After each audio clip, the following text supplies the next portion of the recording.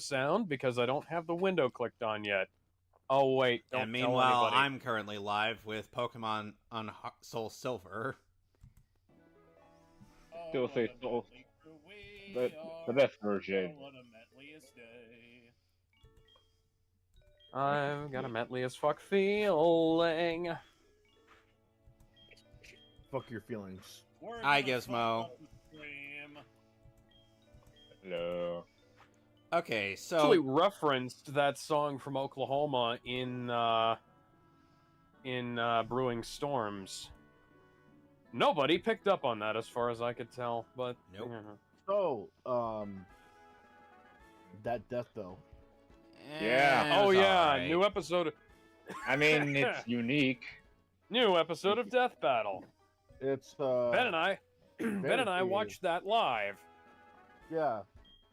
I mean, I've seen it already, and all I can say is it's cape shit. Marvel vs. I DC. did- No, that was say really that- good. I did say let me It's know when good. to do it, but now It had a very good analysis. I love See, it. Yeah, I thought yeah, I didn't know what the hell we you were talking about. I Yeah, thought, Gizmo, we misunderstood. So that's entirely on our. Or, yeah, that's on us. that's my bad. Oh, so you admit it? You deserve to be thrown. Gizmo, But- you have yet to be able to throw me. I throw you. Gizmo, Okay, I weigh. Ben. Gizmo, Sorry, I weigh. Gizmo.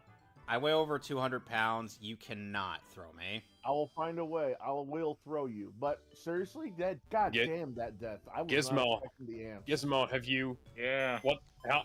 How big is the last guy you German suplexed? 190. Yeah, you can't. I'm heavier than that. So am I. Damn, I'm a twink. 190 is cruiserweight division. I'm heavyweight. Yep. I'm super heavyweight. Hey, I also just want to say here, I accidentally called that, and you can see that in the video that just went up today. Well, here's the Oh, thing. speaking of calling, I think I called it. I think I was the one that called them brushing aside his domestic problems. I mean, they didn't. go Yeah, into- I'm they glad didn't they mention- did that. I'm They glad did show they his did that. recovery. Yeah, because- though I was fascinated. Celadon City. He brought about his bipolar disorder. Yeah, I'm Yeah. glad they mentioned that because like a lot of people forget that he's got shit wrong with him because he's gone through so much with the I shrink mean, stuff, he you know. made freaking yeah. Ultron, so you know. Because people keep forgetting that the amount of ringers Hank Pym has put himself through, all because of that one really stupid comic where he accidentally punched somebody. Or it might have been on purpose, because they probably retconned it to be on purpose at one This point or ship is another. great. I'm sure It's that- full of it's- strong it's traitors. It's also possible. that the Sure, only that's Marvel what your movie- dialogue is totally supposed to say, good sir. Also, it's possible that there are some people that hate the MCU, so it's possible that the only Ant-Man movie, or at least the only movie that involved Ant-Man, was the Ultimate Avengers or the Ultimates. I mean, there was also the Avengers TV show. If you want to get, Well, that too. He- So it makes sense why they had to explain. So it makes sense they had to explain why he went crazy because they never really mentioned that in the MCU films. But the only and I time think they that went into ever, that. I think the only time they ever mentioned him putting a strain on his body, shrinking and growing, was the Ultimates movie. Mhm. The Ultimate Avengers talk- movie was, It We was don't talk okay about for that. what it was. not really. DC was putting out much better stuff at the time. No, but Yeah. really, Yeah. I think it was Gizmo, okay, you like- forgot that Trouble in Tokyo came out around the same time as Iron Man, as the Iron Man animated movie, which Yeah. I'm Need not I saying it remind was you? better than them. need I I'm not remind saying you? it was better. All I'm saying is it was okay for what it was. Hey. I mean, we Like, will if you agree to gave me- that. It If you gave me could be Teen Titans worse. That's all I can If you say. gave me Teen Titans Trouble in Little Tokyo, Avengers, and the Ultimates duology, I'll pick anything else besides the Ultimates duology. But if you gave me the Ultimates duology to watch, I wouldn't mind it. It's still Again- entertaining to watch. It's still kind of nice to see what their interpretation of the Avengers were before the MCU. Jeez, was like a major Ampharos, you're thing. going full ham. I mean, I understand. Again- I understand where you're coming from, but at the same time, I'm like, it's bad enough as a movie. Like the first two Ultimate Avengers films, well, the first two the first two Marvel animated features, as they're called. I had to remember the name there for a second. They're bad enough that I would be perfectly happy with them not existing. You know? I get it. I mean, Marvel get had it, a yeah. track record with the animate stuff. Yeah, they haven't really been great with their animated feature films, but you know, at the end of the day, I still don't mind watching the movies. I mean, Not yeah, as much as say, like, let's say Batman Beyond Return of the Joker, or Batman Mask of the Phantasm, the Batman Superman movie. Not over those. The Batman versus Dracula. Batman the versus one you're thinking of? There is no way I'll watch the Ultimates over those. But if you gave me the choice between the Ultimates and I don't know, the first Captain America movie starred Dolph Lundgren, you're I'll on watch that. I'll watch Jim, Ultimates. right? Captain America wasn't Dolph Lundgren. That was Red Brown. Really? I thought it was Dolph Lundgren. No, Dolph Lundgren was Punisher. No, he's thinking He-Man. Are you talking about what Nostalgia Critic reviewed? He-Man. One sec, gentlemen. I'll be right back. Yeah, because Dolph Lundgren was Punisher and He-Man. He was Punisher. He was He-Man. I always thought that he was the Captain America though. No, because Reb Brown was Captain America in the two TV movies that served as the pilot for a TV show that was never made. And then you have... That's not the one I'm talking about. It's the one with the rubber ears. Oh no, that was Matt Salinger.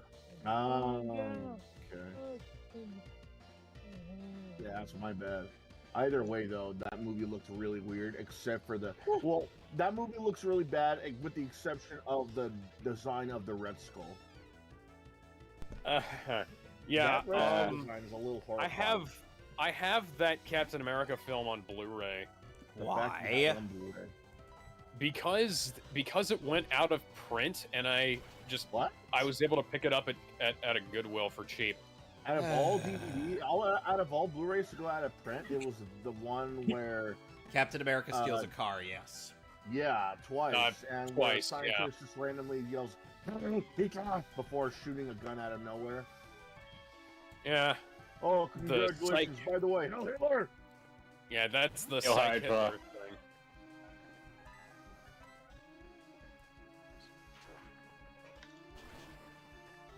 How did that Blu-ray become out of print? Like, holy damn. Well, a better question is, how did it become in print? Indeed. Yeah. True that. I guess there's a lot of people that love watching bad movies, unironically. I mean, hate watching is a thing. I wouldn't say that, like, because the so bad it's good market isn't really a hate watching market. That's or I guess like, you know, the guys. The better way to say it's it's more like, I guess, curiosity. I don't know. Curiosity, okay, What's the best? But not so far as to. Because I don't think they're like bad, like they're so bad that you hate them or that sort of thing. But like, Executor. Painfully mid. There's nothing majorly bad. Okay, There's Sonic. nothing good So, about it. how do you feel about the Kanto portion of Gen 2? Someone who played Fire Red and Leaf Green and seeing this region come back, I was like, man, that's actually pretty sweet. I mean, like I said, I was born in 1999, so my first Pokemon game was Fire Red and Leaf Green. So yeah, I did grow up with technically with Kanto. And then Hey, Alex, where's your stream? I added everyone in announcements. I'm not really streaming right now. Again, that I'm having some problems though.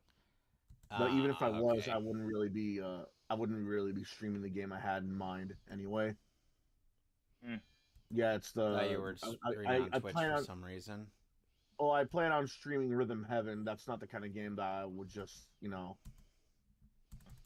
have a podcast with. By the way, rest in peace, Ray Stevenson. AKA Full Stag from the Marvel Cinematic Universe. Yep, Volstagg. He was also the Punisher in the second Punisher movie. Well, technically the third Punisher movie. Billy Graham also died. Wait, last he was the week. guy who played the Punisher Warzone movie? Yeah. Wow, he died? Yep. Yep. Yeah, he just died yesterday. From what though? Let's see. While filming Casino in Ischia in Italy. I don't know. Yeah, yeah, he was. I mean, that's death for you. Yeah, he was the Punisher in Punisher Warzone, and in the Superhero Squad show. That's a massive tonal shift. Yep. Yeah. Going from the R-rated Punisher Warzone, one of the bloodiest, most violent films in the history of Marvel, and going to the Superhero Squad show. You thought you saw shotgun wounds in movies? You haven't seen Punisher Warzone. Yeah, Punisher Warzone. Gotta go, man. It has some issues, but that movie's fucking amazing. And he was also in RRR, which is the Indian action movie that came out last year, and was he in Red Redemption? What? What? Red Redemption? Wouldn't that stand for Red Redemption? Oh. I don't know what that stands for. You'd have to ask the Indians. Red Redemption, or oh no, the other Indians, not the me kind of Indians.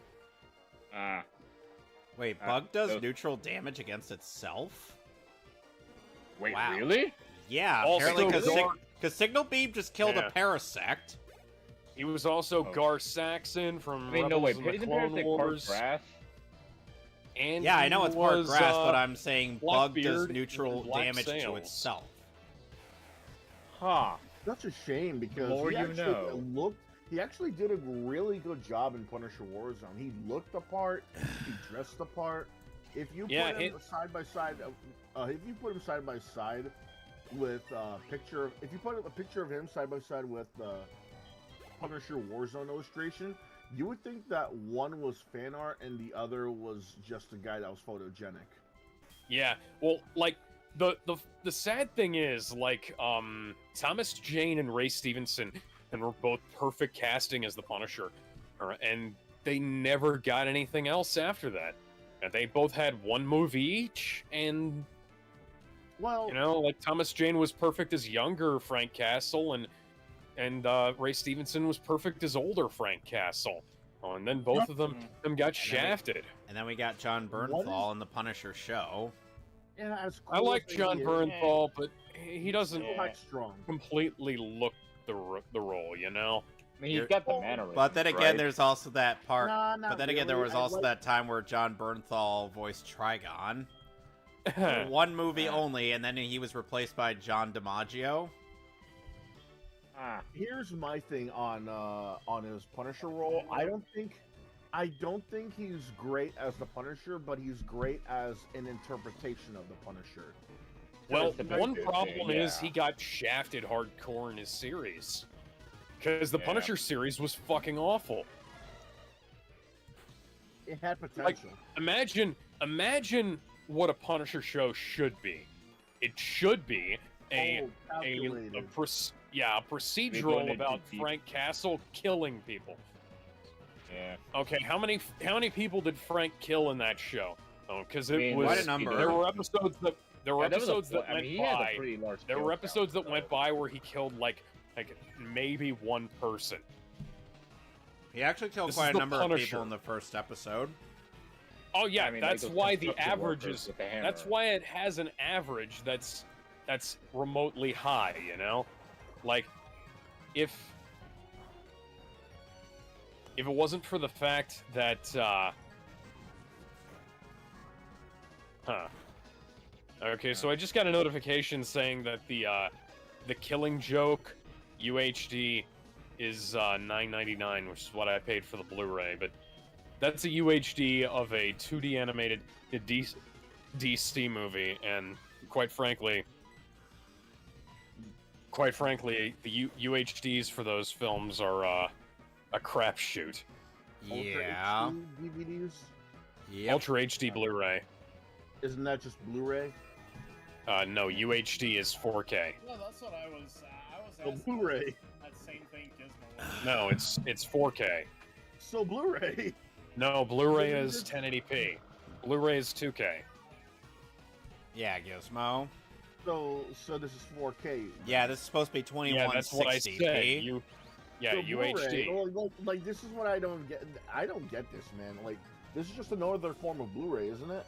No, it's It sounds that way, doesn't it? okay. So they have a similar format, and they are technically interchangeable formats, but they are not the same. Like UHD, it has better compression and supports higher resolutions. Okay. Blu-ray only supports certain codecs. UHD supports the high efficiency video codec (HEVC). Is it Also, true Bob- that, what was I gonna ask? Is it true that Oh, come on. God damn it! Now I already forgot. You know what? Oh, you know what? I remember what I was gonna ask. Is Blu-ray actually made by Sony? Blu-ray Yes. was a Sony product, yes. Yes. Okay, so Judah Konzo was right that he and Asa did a commentary on this guy over a decade ago, and this like fat AVGN clone was complaining about how the Xbox, or rather Shitbox 360, does not play Blu-rays, and then Judah Konzo was saying, "Well, duh, Blu-rays made by Sony, dumb shit." That doesn't mean they couldn't have licensed it out, but the thing is that Microsoft did something even stupider than, like, if they'd have actually used HD DVDs for their games, they would have been in a great position, but they didn't do that. Are you able to play HD DVDs on a Blu-ray No. player? No. You need to have an HD DVD player or an HD DVD drive. I have the Xbox HD DVD drive. And pretty much the entire collection of HD DVDs. Man, that is as niche as a Laserdisc at this point. Kind of. Probably more niche, because, Physical media is forever. Buy Laserdisc. No, Laserdisc though, I'm pretty sure people were like put off because like you have to turn it over to watch the rest of the film, and like, oh no, there are actually Laserdisc. There are Laserdisc players that you don't have to do that with. They have 2 lasers. No, but that's also the other problem. You have to look for specific Laserdiscs to play both sides of it. Not many people know that. Yeah. I really, one thing I still really like this about the about Heart Gold Soul Silver's version of Kanto, just the fact that they actually scale up to the level that you would be at if you beat the champion. Yeah. Because this actually makes And we have Kanto. Red. Yeah, this makes And there's Kanto an Red. actual challenge, as opposed Yeah, to it's the post game. as opposed to Technically the the post OG game. Gen 2, which is just like, you get this, which only scales up to when you get 8 badges. Oh, Yeah. since you mentioned the Punisher, you know that rumor of the next James Bond game using the Hitman engine, the engine, or like the engine that the Hitman games are using? Man, that No, block we don't need town another solar James game. Bond game. We need another Punisher game with the Hitman engine. I mean, Of all the it's not Pokemon exactly you a could actually- have on your team, Erica, It why could work. Tangela? Why not It could work. Tangrowth? It didn't I just evolve. doubt that they're planning on No, making the, because this is her team from OG Gen 2. Oh, they copy and paste. Did they copy and They paste? copy and pasted it, but increased the levels. I mean, there is. I mean, you can refight the gym leaders again, right? Yeah, just as long as you go get their phone numbers and everything. Right, I right. feel like Yeah, it you could got work this. because- Oh wow, it's got ancient power, Oh, I know No. it could work, but Disney isn't gonna make one of those. and that Well, did Disney shit. are pussies. They're still Yeah.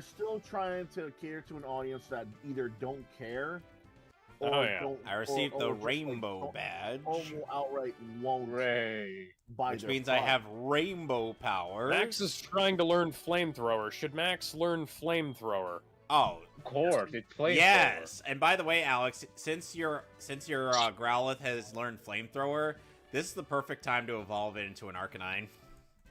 Okay. Hey, okay, so should I get rid of Bite, Flame Wheel, Ember, or Headbutt? Ember. Ember. Ember? Okay. Here's another thing that they should really get their wrap their Giga heads Brain. around. They have to realize that not everything in Marvel is catered to literally everybody. It's like video games. Well, no, hold on. It's like Silly Gizmo. If they had the capacity of thinking about that they wouldn't be in the position they're in now. well, that's what I'm saying. Is because they keep thinking family. Then yeah, they're gonna keep going. And then Guardians of the Galaxy Volume 3 has some of the most gruesome scenes I've seen in a Marvel film ever. They really need to get their heads out of their asses when it comes to the Marvel stuff, though. Because look, Marvel vs. Capcom and Ultimate Alliance are good properties that anybody can get their heads around, but they should once in a while start going for the more mature market. Because look, when was the last time we got a Punisher game on the PS3? And it was horrible. It was online only. There was no single player campaign. What the fuck? There was a Punisher game that was online only? There was a Punisher game that was exclusively for the PlayStation 3. It was online only, and it got Man, removed from the game, but marketplace not the one because of how bad it was. Okay, I'm gonna need a name here. I forgot what it was, but you can easily look it up by just putting in Punisher online game. You'll be able to. By the way, Gizmo, you still need to send me that link to those. It was in the chat. It was in the chat. It was in the live stream chat. I'll have to go through I'll have to go through the actual list of video games featuring the Punisher. There's Also, the I found arcade, the there's the Genesis, level in the game. and there's the console, and then there's the exclusively Punisher online No system. Mercy. Yep, there you go. First-person shooter game released in 2009. Shares fonts and models from the Punisher Warzone, but doesn't share continuity with it. Pulled off of PSN in 2011. It was shit. Arena-based FPS. You want to know Why are we making an Unreal-based arena FPS based on the Punisher? You know, Players not able to drive vehicles. Keep in mind, Local multiplayer and online play, which contains deathmatch, no single-player campaign. Single-player... Okay, there is a single-player game, but it only in... What? You What the need fuck is co-op. this? You need co-op if you want to play the Yeah, it's campaign. That's why I say there's no single-player campaign. Ew. Able to carry 3 Dude, weapons. stop right there. Yeah. You have to be on a bicycle to go on the cycling road. Fine. The story mode consists of 4 matches played on different maps with different game types. Go fuck yourself, guys. I hope you didn't charge much for that. Oh my fucking god. Ew. That's why I feel like if they want to bring back if they have to bring the mature market back to buy their product, you have to start with the Punisher with the Hitman engine in mind. And here's here's my idea. Get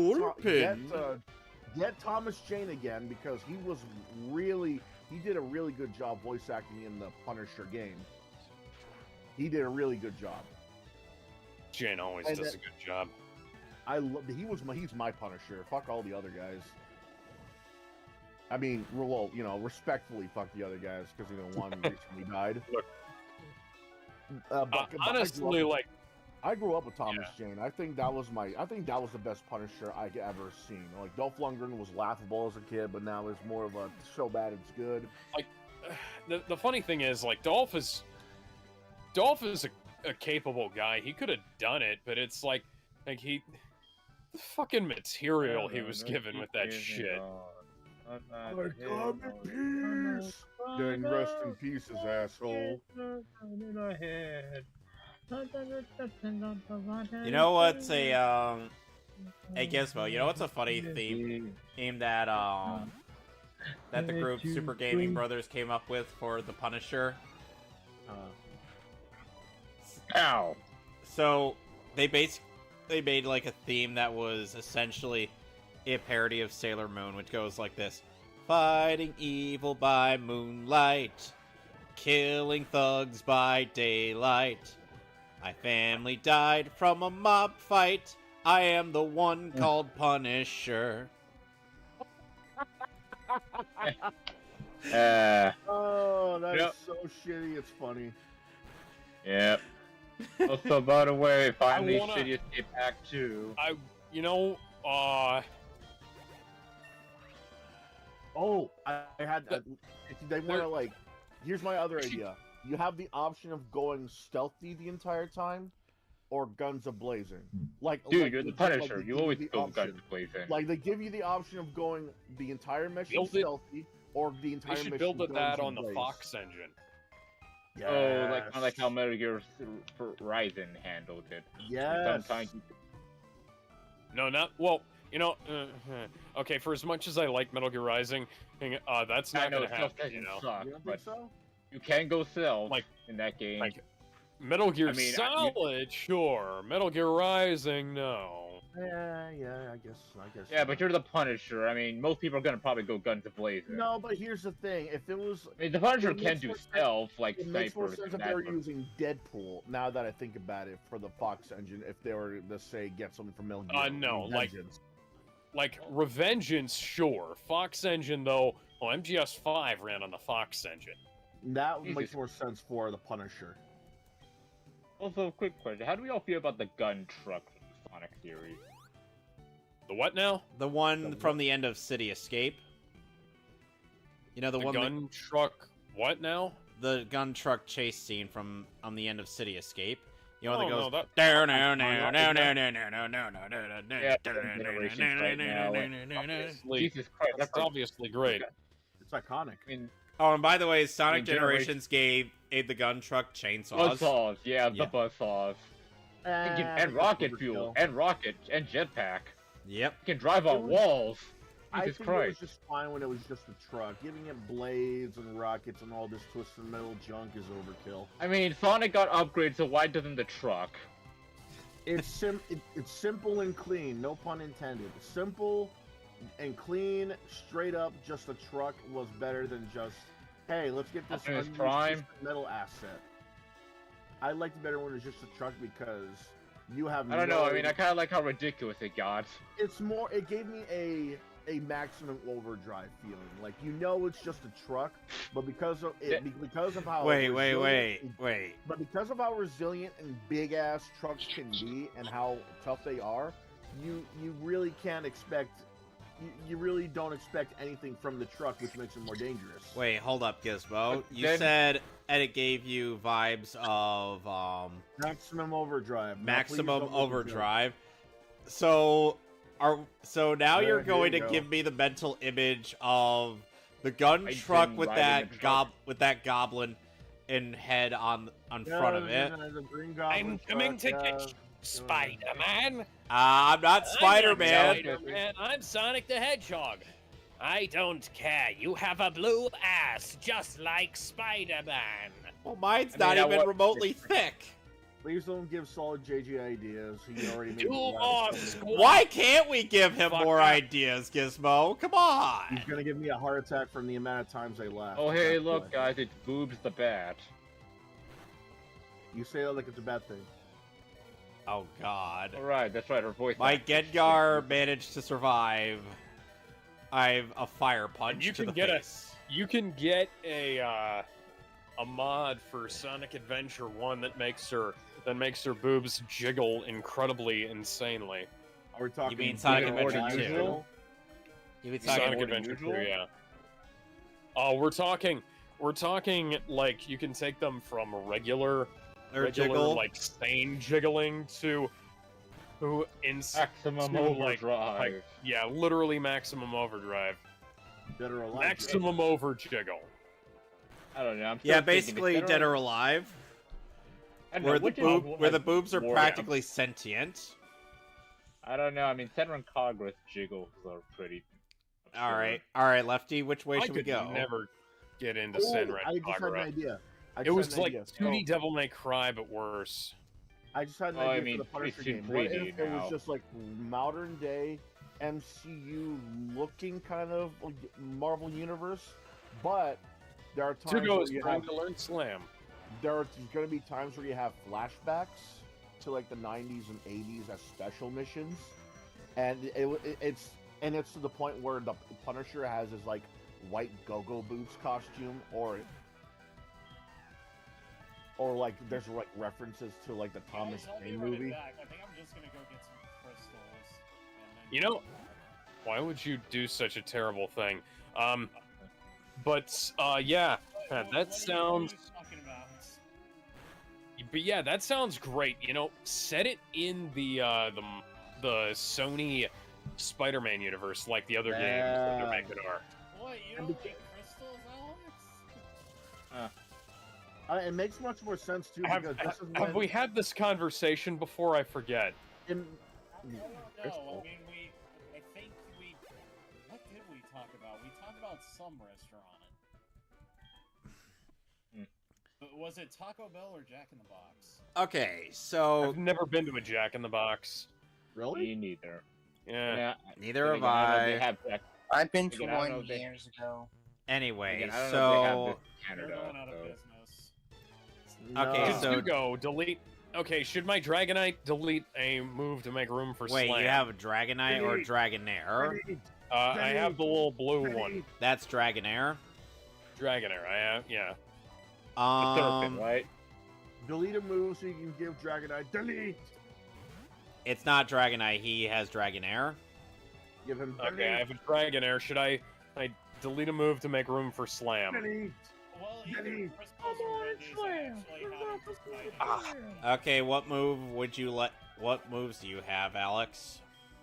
I have Dragon Rage, Thunder Wave, Twister, and Extreme Speed. Slam's not gonna do you any good, so okay. No. It's a less accurate tackle. Okay. Does less accuracy mean more power though?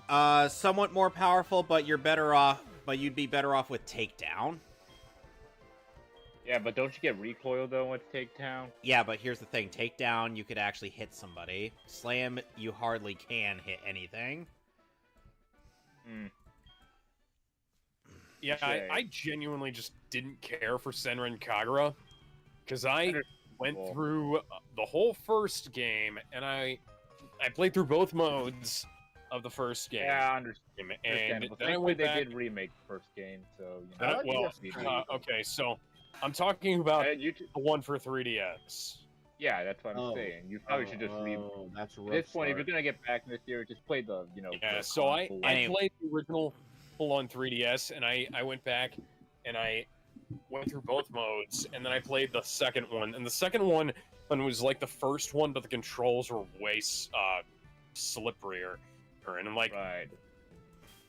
The 3DS, man, that's a rough start. That's like starting. That's like starting off your first Street Fighter game from the Game Boy. It's Street like Fighter 1. Okay. For as much as I love the TNA in that game, I'm like, the rest of the game was not good enough to justify it. You know, it seemed like they put more effort into. Series, just for the console games. I don't know what it's for, so I gotta stay and listen to what he's talking Anyway, guys, I think it's time we discuss a certain announcement that came out last week. Yeah. The announcement. So Mortal Kombat 1. Yes. Yeah. And there's also, I hate it. They also announced some DLC. I hate this. Well, DLC was leaked, so Mortal Kombat is being remade as Mortal Kombat 1. And I said when they were hyping this up, that they were gonna have to do some serious talking to me. They were gonna have to sell me on this hard, because I have several copies of the original Mortal Kombat. It is an all-time classic. I fucking love that game. Including including Liu Kang doing a cartwheel and then uppercut. Ugh. Yeah. If you're gonna remake that game, you're gonna have to sell me hard on it, the same way you'd have to sell me hard on another remake of Resident Evil 1, or like I don't fucking know, well, like an Xbox Series X version of Resident Evil 4, you know? I just something want like that. gameplay, man.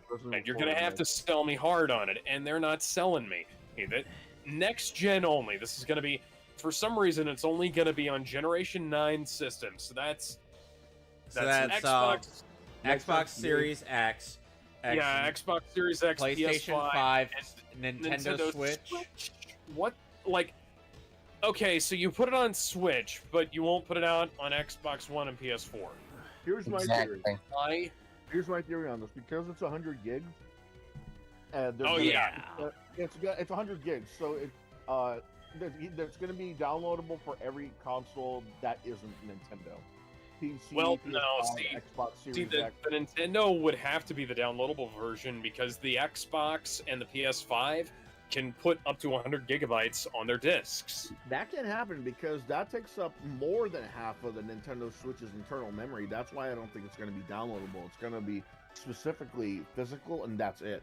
They've done the same thing with the Wii U because there's been a lot of games that take up more than half of the Wii U. It's going to be one of those games where they have to, where it says like external storage required on the outside of the box.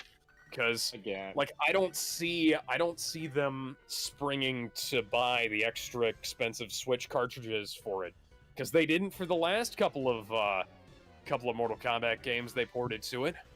Well, by the time Mortal Kombat 9 and 10 were out, the Wii U, either the Wii U was never a thing, or they didn't have the Wii U set. They ported Injustice 1 to the Wii U. Injustice 1, but the thing is they canceled all the DLC for it. I don't know why. Oh, that is so retarded. I don't know. I really don't know why. I think it's because they really saw the Wii U as just a big-ass tombstone.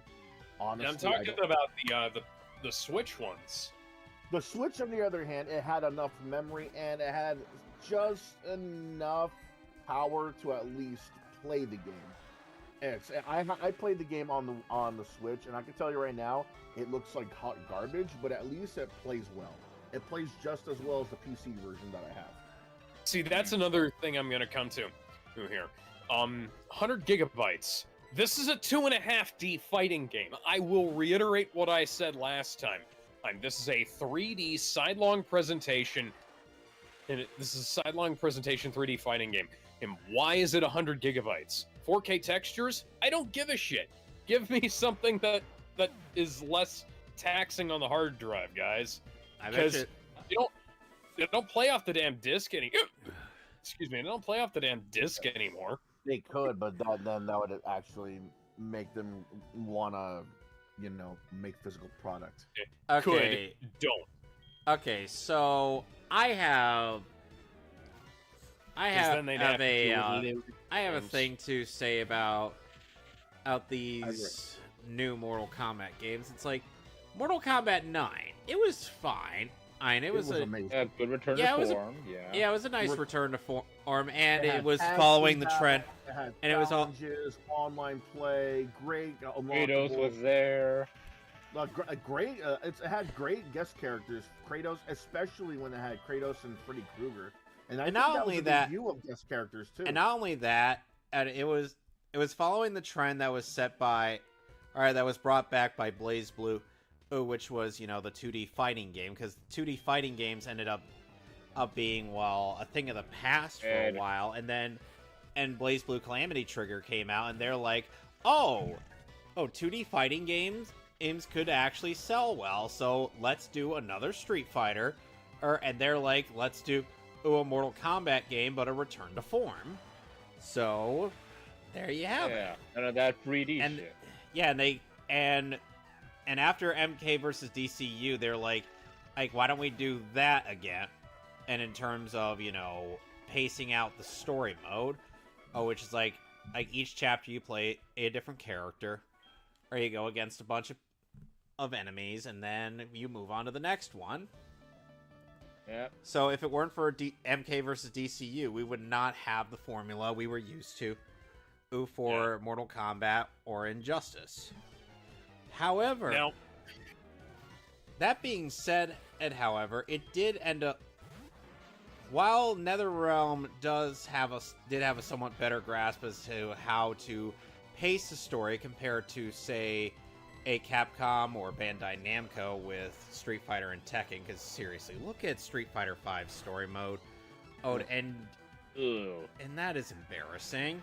Same with Marvel vs. Capcom Infinite and Tekken 7. No, Tekken 7 was pretty decent enough. Marvel vs. Capcom Infinite had the right idea, but was led in the wrong direction. Okay, that's fair enough. How they handled the characters that. Really a lot of the character interactions were cringy. I was not a fan of them casting former Tokusatsu or current Tokusatsu actors because how they treated Dante. The exaggerated movements did not look right. It was odd. And Captain America and Iron Man like waving their arms about. Yeah. Of course, well, then again, Marvel Infinite had a ton of problems, not just story mode, but it's true. Yeah. Now it's like Injustice 1 didn't really have a whole lot of issues aside from, the jank Mortal Kombat animation for the in-game animations. For example, old Gizmo. Oh, have you ever seen like a character in Mortal Kombat throw a punch in gameplay? Which game? In any Mortal Kombat game. You know what it looks like in NetherRealm Mortal Kombat? Yeah. It sometimes looks like they're struggling to punch over a waist-high fence. Which that in itself is a problem. Now, to be fair, there are some martial arts where there's maybe one or two movements that look like that, but that's only like one or two. But that's a problem. Yeah, but here's the thing. That's something that every character in Mortal Kombat struggles with. Right, that's what I'm saying, though. When you look at, say, Kung Fu, Karate, Drunken Fist, kickboxing, none of them really have that many moves or any moves at all that would be described as punching over a fence. So maybe if it was like something like capoeira or maybe Drunken Fist, okay, those make sense. If you were to say, oh, it looks like he's punching over a fence, because Drunken Fist is supposed to. But that's not what it's being represented as. Right, that's the problem, because like say Kung Fu, it's supposed to like represent fluidity and the ability to what's that word?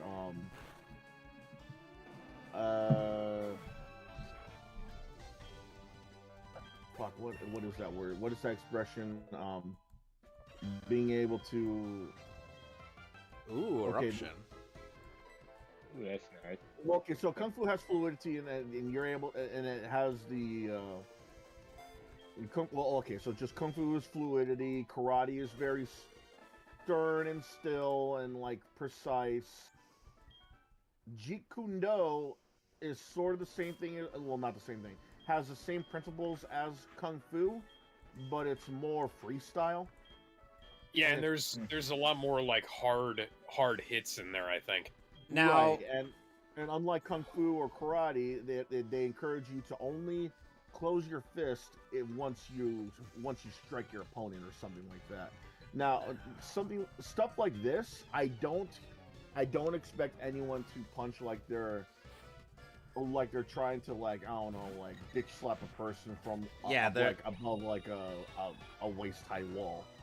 Yeah, that's a common issue with both Mortal Kombat and Injustice, is they have this issue where everybody's where a lot of the characters are trying to punch as though they're leaning over a waist-high fence as opposed to, moving with their core weight, like how normal martial arts is. Hardly anybody bends their legs to, throw a kick. And I mean, yeah. I need to bring back the gift, man. Yes, the katana crouch kick. Good God! Now, if we were to say compare them with like Terminator or Jason Voorhees, I think that's a little unfair because but here's the thing: Jason Voorhees makes sense because he's a monster, or Right, so. he's a monster You could character. repurpose all that bad animation into him, and that would work. Well, not all the bad animation because this guy is still fighting. He's like a straight up brawler. He's not trying to impress anybody. So the crouching, like stuff like the katana crouching kicks is not going to really fit on someone like Jason. Right. I get that. I'm just saying, like, at the very least, there's something you could repurpose a lot of that weird animation. And with, like, Injustice 2 also does this well with Cheetah and Gorilla Grodd. Like, those two are the best animated characters in that game. Yeah. Because, you know, if you're gonna animate your characters fighting like a wild gorilla, you might as well have a wild gorilla. Here's another issue I have when it comes to fighting. Okay, so... And a bad punching animation could easily be repurposed for a good scratching animation. And my god, if you see Cheetah fight, handled by someone who knows her combos, she will go to town. Yeah. Another problem I have with the NetherRealm and the way that people fight is like, okay, I get that they're supposed to try and make the characters have their moves based on realistic movement in martial arts, but it's still fantasy at the end of the day. So if I see Superman, like, let's say, spinning around in the air to deliver like a heavy kick, or let's say the Flash spinning his hand around to create like a tornado, that's something that happens in the in Injustice 2. No, it's in NetherRealms in general. Ever since like Sum of X and all of like Mortal Kombat 11 and Injustice 2. Like Injustice 1 had less of a problem. Injustice 2 was the one that had the most problems, though. They forgot how to over-exaggerate and have fun. Yeah. They forgot that because, like, if they stuck to realism and had no fantasy whatsoever, okay, maybe the fence punching makes more sense because maybe some of these guys really don't know how to throw a punch, so it makes sense why they would punch so awkwardly. But these are superheroes, these are ninjas, these are gods, these are warriors. Yeah. So they should have, if anything, try to take advantage of the fact that these are out of this world characters and, like, let's say, not be as so stiff and not be so limp. Because when I saw the Captain Cold character fight, I thought, okay, yeah, this guy needs an overhaul. Yeah, and I still don't know why, but whatever. Fighting and he looks like he just doesn't care. And there are characters that really, and what's funny is that there are legitimate characters that just don't care about anything, and they fight better they have better fighting animation than this guy does. Captain Cold is supposed to be like a gun user, or in Injustice 2, but the way he animates using a gun, there's no good distinct key pose with any of his animations. Like for example, if you look at like silhouettes of Cable, Noel Vermillion, and like other gun users in various fighting games, guess what? You're gonna be able to identify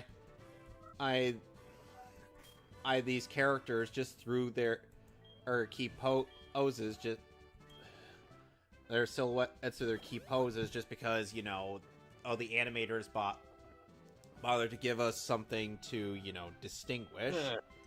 And in Injustice and Mortal Kombat have this issue with key posing in their characters as though they're just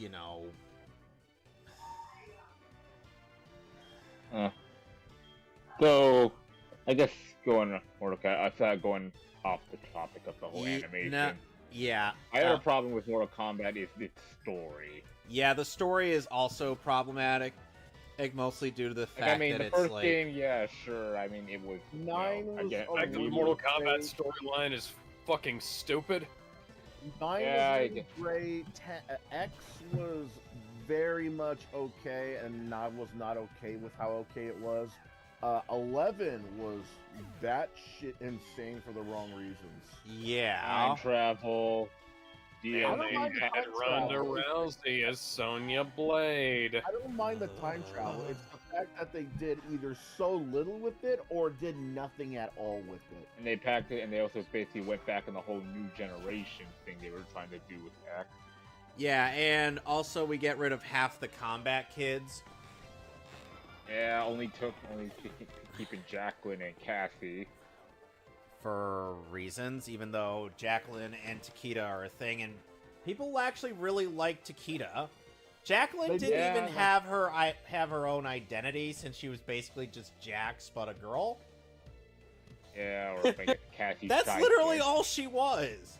Takeda at least had his own identity. He wasn't, Kenshi. But with chain whips, he was a Shirai Ryu. Yeah. They downgraded Jacqueline's design too compared to Mortal Kombat X. Not much of a downgrade. I think it was a downgrade. Not just the character design though, but like her character altogether. Because Jacqueline in 10 really felt really gung ho. Like she looked up to her father in very, very, very healthy way, and she looked like she was taking charge. And 11, she looked like she was about to blame everything on herself. Like, what the hell? Dragonair just evolved into the second blue dragon thingy. Oh, so now you get Dragonair. You had Dratini. Dratini. Yeah, Dratini is now Dragonair. Okay, then. So you've got 25 more levels to go, Alex. Huh. Oh yeah, I mean, I'm really I also not a accidentally fan fast of her. forwarded through that, but it doesn't really matter at this point. I'm almost done. I'm also not a fan of her costume. Well, I'm mostly not a fan of her costume design, though. I really don't like that top knot that they gave her. She was fine with just the cornrows. She had an X. Yeah. Now I'm fighting Janine. I'm not a fan of the character designs for half of the combat cast in general in Mortal Kombat 11. They look like they just de-aged, and not in a good way. Mortal Kombat 11 is an ugly as fuck game. Like, I don't... It's not. It's just character costumes that make them look ugly. I'm talking about the facial animation. Look at Scarlet's facial animations, man. I'm not a fan of that face design. It looks like they took the... You know how they have those YouTube videos where they, like, deep fry the animation for 3D models? Right. Over-exaggerate it? Like, that's what they look like. Now the thing is, and going back now, and then there's also the issues with the Injustice storyline where it's like, unfortunately, I feel like quoting Bender on this one, where it feels like the comics are pretty much adjacent to the Injustice games due to how much is contradicted through both. They had to pretty much retcon Scarecrow to not actually having died. I had to justify him being in Injustice 2. Oh, and I'm like, that makes no sense. And they act like more playable rosters. You couldn't pull from Superman's Rogues Galleries, guys? You really... You could only pull more from Batman's? Come on. Batman's What about popular. Superman's? They could have brought back... That's what I said. They could have brought... And here's the thing. Darkseid's animations in Injustice 2 are basically Zod's, but retooled for him. And they look even worse on Darkseid than they do on Zod. I'm not kidding. Because here's the thing, when Zod's walking, he'll actually, bother to have a walking animation, even if it's weird. Or in the game. But he'll actually, move his hands away. But overall, Zod's posture and whatnot have been repurposed for Darkseid. No, Darkseid Which is looks funny more because like... the two of them don't stand like each other. Their gait should be very different.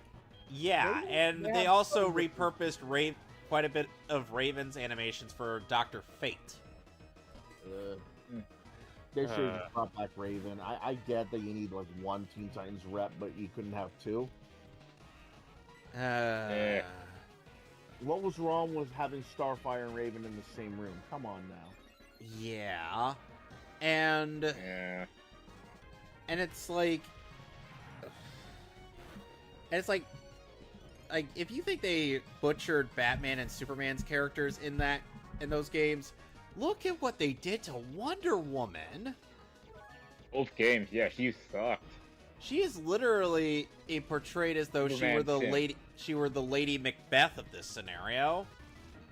He's the Superman and simp. if you know anything about Shakespeare, then you know that Lady Macbeth is the one who basically goaded him into, being an evil douchebag. Yep. Yeah, because you could essentially say that injustice is kind of all Wonder Woman's fault. Fuck Wonder Woman in that game.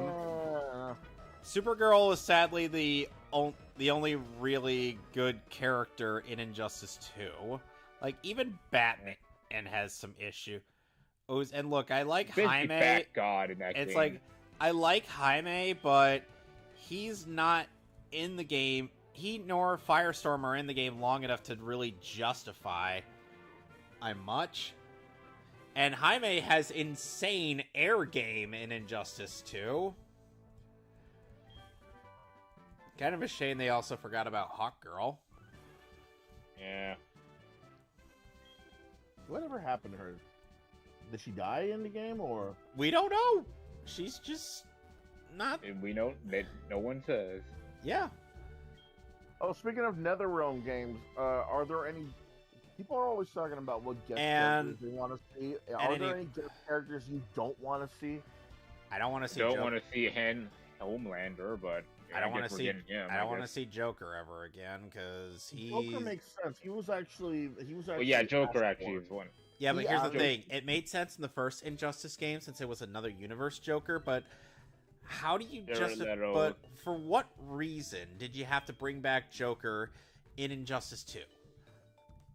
He's not even alive in that game. Making him a playable character in that makes sense. You shouldn't be removing playable characters from the multiplayer section of any fighting game. Fighting game Right. characters But at the same time, like, you also shouldn't be he wasn't in the story mode, right? Yeah, he was in the story mode for one fight, but he was literally just a fear-induced hallucination brought about by Scarecrow to Harley Quinn. That's all he was. That actually works. And he was only there for one fight and nothing else. Same with Atrocitus. Such a waste of a character slot.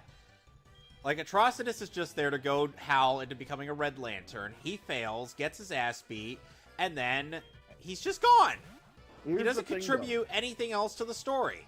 Here's the thing. They don't need to be in the story mode for them to be playable. No, I'm just saying... No, I'm not saying... Yeah. No, I'm saying that... Yeah, look at the Tekken 7 cast. I mean, not... What I'm saying is that if they're going to play that...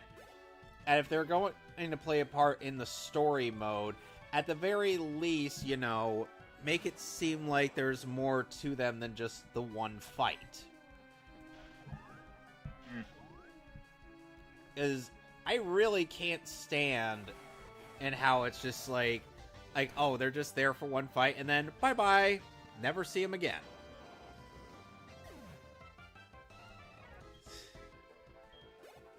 And it's like after Green Arrow, Black Canary, a Blue Beetle, and Firestorm were done with their chapters, they were pretty much stuffed into a fridge until Grodd mind controlled all 3 out of 4 of them. Yeah. Swamp Thing was in more than one fight, or was in more fights than an Atrocitus or Joker, or in that game. Fucking Swamp Thing! Poison Ivy was there for some reason. He didn't need to be in the story mode, honestly. He was fine as just a regular playable character. And here's the thing, I would have been... you don't need to use every character that's playable in the game, but still, it just feels like a waste if you're just gonna have them there for one thing and then just make them go away for the rest of it. Also, too many Batman villains, because I'm pretty sure almost every Batman villain has been in that game. Why the fuck is Bane? Why the fuck is Bane there? And what business does Bane Mr. Freeze have? is technically a premium costume, but Yeah, I know he counts. Freeze, Bane, Joker. Harley I think Quinn. the only ones are missing are like Two-Face, Penguin, and Killer Croc. Oh no, Two-Face and Penguin haven't been fighters in any game. I mean, they're not fighters, but you know what I mean. And Killer Croc. Killer Croc, you know what? You know what? Why hasn't he been in Injustice? He would be cool as a playable. It wasn't character. a stage transition. Like a cameo. No, he was in 2 stage transitions. One in Injustice 1 and the other, and another in Injustice 2. It would be cool to see someone replace Solomon Grundy. Solomon Grundy was only in 1 game, and then he's just gone. Yeah, that's why I Killer say it would be Frost. nice to have him replace him. Yeah, and the funny thing is like the Batman characters actually do a lot more with some of their supers as opposed to, say, like Wonder Woman. And because Wonder Woman in Injustice 2, she she creates a shockwave with her bracelet. It lassos you, hits you with her shield, smacks you to the ground, throws her sword and shield into you, and then just steps on you. That's it. You know, when you started off by saying she slams her bit together, I thought you were about to say she slams her boobs. She slams her boobs together, and I was like, wait, what? That would have made the super more interesting, but no, she slams her bracelets together to create a shockwave. That sounds like what happens when She-Hulk does a peck pop. I'm sorry if it sounded like that, but I was trying to come up with a different way to word that. Yeah, that's perfectly fine. What I will give These the were Injustice 4 one was accidental cast innuendos, over and that has Injustice 2, provided it had minutes. variety. And Dinah Lance. Interesting conversation. Dinah Lance. All she does with her super is she does her canary cry to start it from the air. Kicks you up into the air again, up you in the air. Then she does her canary cry to slam you into the ground on for a while, and then she just throws a punch. That's it. Kind of lame, don't you think? Yeah. Here's another thing that worries me about the new Mortal Kombat game. Hold on. Oh fuck. Sorry, I was chewing on a crybaby. Oh my. You know the controversy there was. How many controversies have there been for Mortal Kombat 11? A lot, right? Yes. Yeah. I mean, the biggest one I can think of is the fact that they cast somebody who can't act as a voice actor. Hi-yo! Well, what about the fact that Jax's ending was so shit? Oh, yeah, that was awful. My biggest concern is how they're going to treat the fans, because... They're going to treat the fans like shit? No, here's why I say this, because... Oh, I have an answer for that. They're going to treat the fans like shit because they're pissing everybody off. Because now everybody's wearing way too much fucking clothing. Yes. Oh, right, because Mortal Kombat 9, Well, yes and no. Here's why I say this, because when it came to costumes, even when it came to the most risque and revealing costumes for the women, at least these costumes were looked upon fondly from the fans anyway, the true fans. They could say they were sexy, they were well designed, they were awesome to look at for both the males and the females, right? Even if it was just a dude with sweatpants and a tattoo on his chest, Johnny Cage. But when they went to Mortal Kombat 11, that's when they started talking shit about and to the fans. Like, okay, Johnny, you let Johnny Cage play the "Hey, look" game. That's funny. But then you changed it to him flipping you off. Why?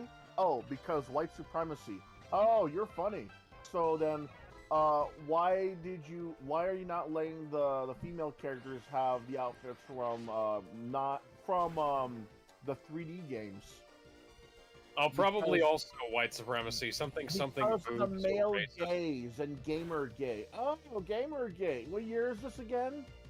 2012? Alright, coming up on the 10 2021. 10-year anniversary of Gamergate. They've been throwing excuse after excuse after excuse to why they treat the fans harshly or like babies. And I'm not talking about the Melina thing because, you know, as much as I wanted Melina in the game too, people were, were actually acting like she's babies. in the game, but yes, I know they had to people were they had to slap her right into like your face. legitimately acting immature for when they find out that Melina wasn't in the game until her DLC was released. What I'm saying is that when it comes to costumes, fan requested content, fan appreciated content, as well as, you know, catering to the people who play their fucking game, modern modern NetherRealm. I'm not talking 2000. I'm not talking about Mortal Kombat 9 or X. I'm talking Mortal Kombat 11 and onward. Modern day NetherRealm have been treating the people who actually love their games like shit, saying they're immature, they're white supremacists, they're male, chauvinistic, misogynist. It's like no, and no. If they were truly this way, they wouldn't be playing any of your female characters. If they were truly this way, they would be begging you to remove Katana and Melina and Ashra and Jade and all these other female characters. Kind of reminds me of the Dorkly bit where Johnny Cage was saying, and after Sonya was selected, oh, women shouldn't be allowed to fight. They're like, whoa, that's how Johnny C do.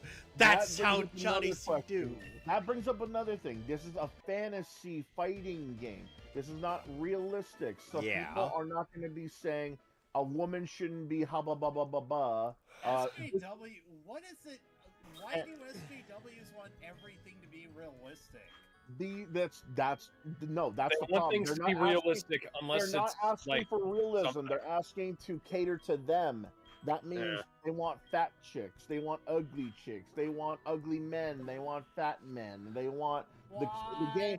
They want the game to be too easy. They don't want the game to be hard at all. They don't want the game to challenge you in any way. Those are what the SJWs want in a video game, and when they get it, they're like, oh, I'm not going to buy it. Why would I want to buy that? I mean, cool, they have that, but why would I want to get that? Dude, it's like, do they just want everyone to be as miserable as they are? Yeah. Yeah. Probably. They should stop catering to the people who don't care about their game and won't play their game. Everybody is. Why do you think a lot of these movies that are not Disney are doing so well? Super Mario Brothers, the movie, did billions. Because it was catering to the true fans of the franchise.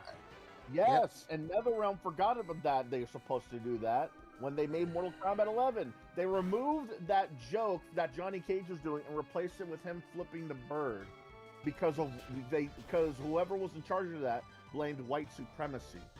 And the people who changed the costumes to be more covered up. Everything is white supremacy to these fuckers. And the people who tried to cover up the female characters were saying, oh, well, a girl wouldn't be going into battle with these kind of clothing. Right, but they wouldn't go into battle with that kind of costume either. This is fantasy.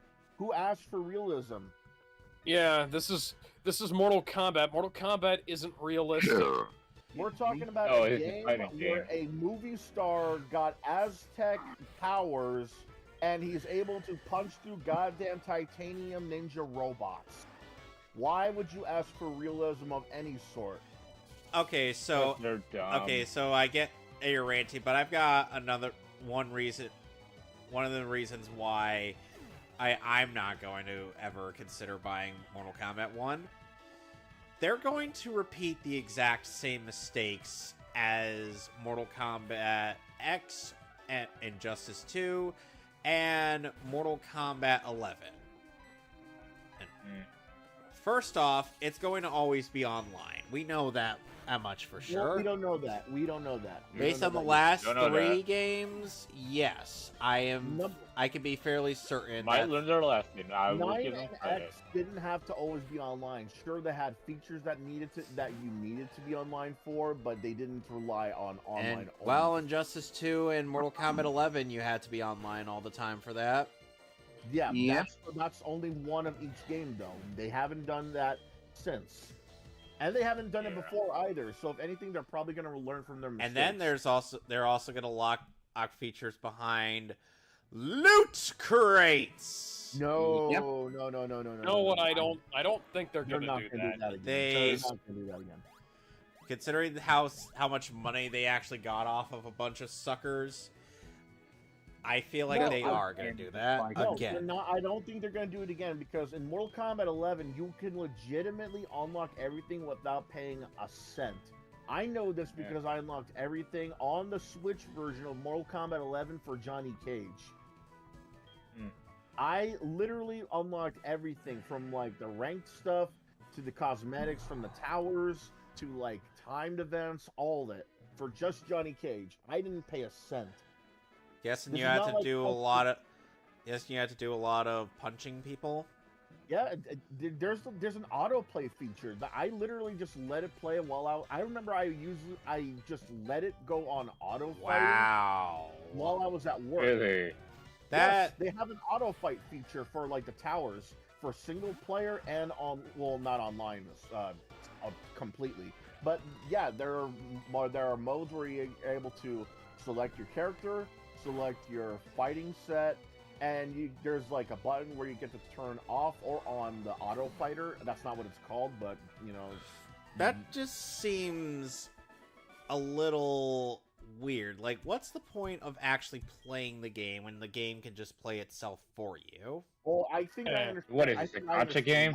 Because this is a gachapon game. I understand why. Oh, it's because the guys that were like me back in the day when I bought Mortal Kombat 11. When I bought Mortal Kombat 11, I didn't have enough time to... Excuse me! I didn't have enough time to go through a lot of the towers. So what it was when I brought the Switch with me to work, I literally let the thing play itself while I was working, and I would just check up on it once in a while if I lost or I won. There's gonna be time. There was times where I was just too busy to just play the thing because I was at work. I was only until when I go home I start playing the thing proper. And no, I don't think they're gonna bring back loot boxes. Like legitimately, yeah, the loot boxes have been such a big problem lately that. 10 minutes. Yeah. I go to Walmart with my girlfriend. Like, think about it. Only 2 games have done it so far in the fighting game. Anything. Like, and how critically acclaimed were those 2 games? That doesn't matter. That doesn't matter. It kind of does matter. No. It doesn't matter because people already have a negative outlook on loot boxes to begin with. So when they make Injustice 3 or they continue making Mortal Kombat 1, and I refuse to call it that, I'm going to call it Mortal Kombat 12, they're not going to have loot boxes either at all or in the way that you're thinking of. What I'm thinking of is if they're going to change it a bit, it's going to be like the Crash Team Racing Nitro Kart remake. It's going to be like that where it's like you have a shop, sure, there's going to be like slight discounts. There's going to be slight discounts for when you unlock in-game money, because they've been doing that a lot too. Ever since God. And are they going to Activision going to nerf? No, not microtransactions. In-game money. I'm talking like in-game unlockable earned money. I don't Mortal trust them. Kombat been doing this right after they finished Mortal Kombat 4, onwards. Like, you earn enough money, you unlock costumes, concept art, outtakes, trailers, that kind of thing. And what I'm thinking of is that, okay, they'll give you the option to buy your in-game currency, but they're not leaving out of the possibility of you being able to grind heavily or just regularly grind for your money in-game and unlock the stuff, because many games have done this before, even these days. like I mentioned, the Crash Team Racing remake, you had the option of buying your damn Wampa coins, but almost nobody did this. So what people did instead was play the damn game, and they unlocked everything.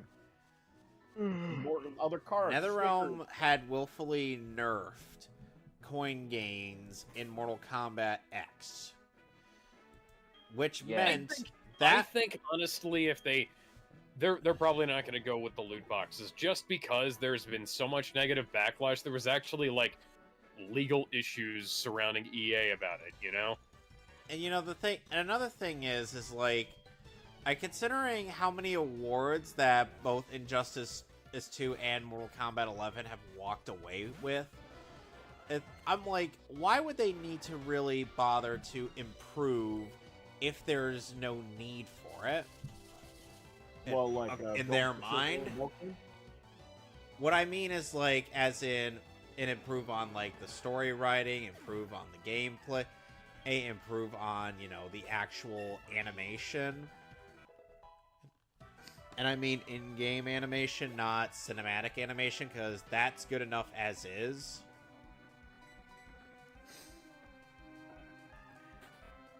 And it's like, if they could just get all that while through half-assing their product, why would they need to ever try? Why would they ever need to try to change anything other than adding new coats of paint? Explain that to me. Yeah, and I just want to see some gameplay. I don't trust the leaks. No, because I mean, I also think it's kind of bold of them to literally have pre-order. Yeah, but also I find it kind of bold of them to have a pre-order before we actually got the piece of gameplay. That pre-order. That's been an issue for a while now. That's been an issue since Mortal Kombat X. No, I don't have a problem with pre-orders. The bigger issue is that they're locking away legacy characters behind paywalls that should. Yeah, these they characters did with Oro, should be getting as part of the base game. Yeah, You got unlockables are now DLC. That's been a issue with Goro. It makes total sense because he died in game, in universe, and everything like that. So having him as DLC makes a little more sense. Now, we don't know about the story of 12. He died. He died in universe. They even show his corpse in one of the stages. It makes sense why he's a DLC fighter. Now with guys like Shang Tsung, Ermac, no, those guys don't make sense why they're DLC.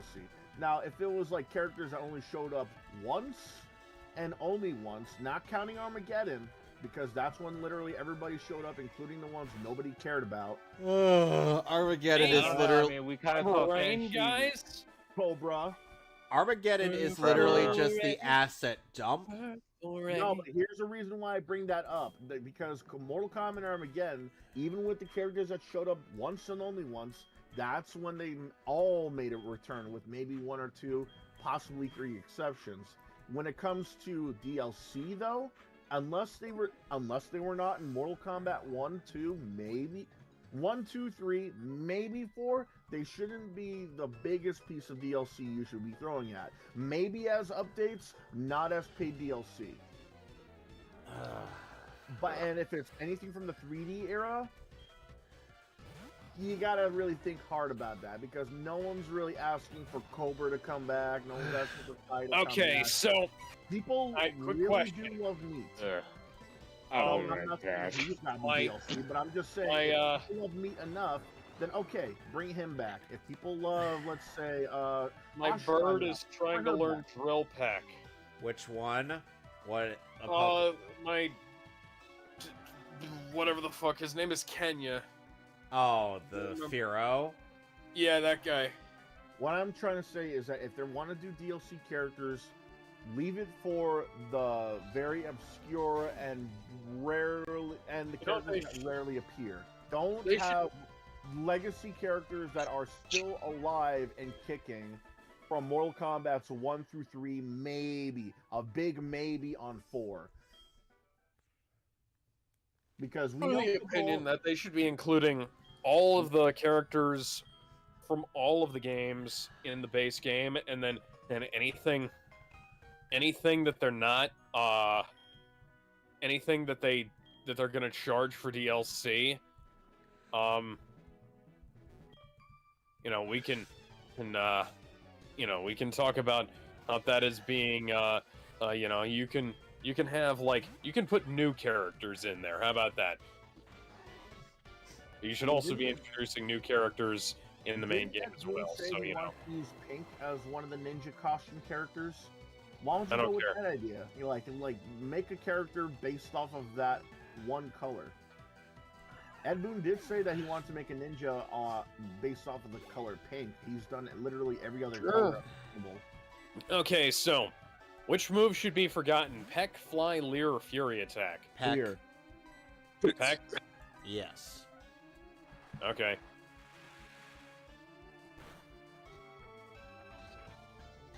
You know, if this were Gen 3 and 4, or you'd have a benefit of keeping that Spearow into a Spearow as opposed to evolving into Fearow, which is Aerial Ace. Move with 60 power and never misses.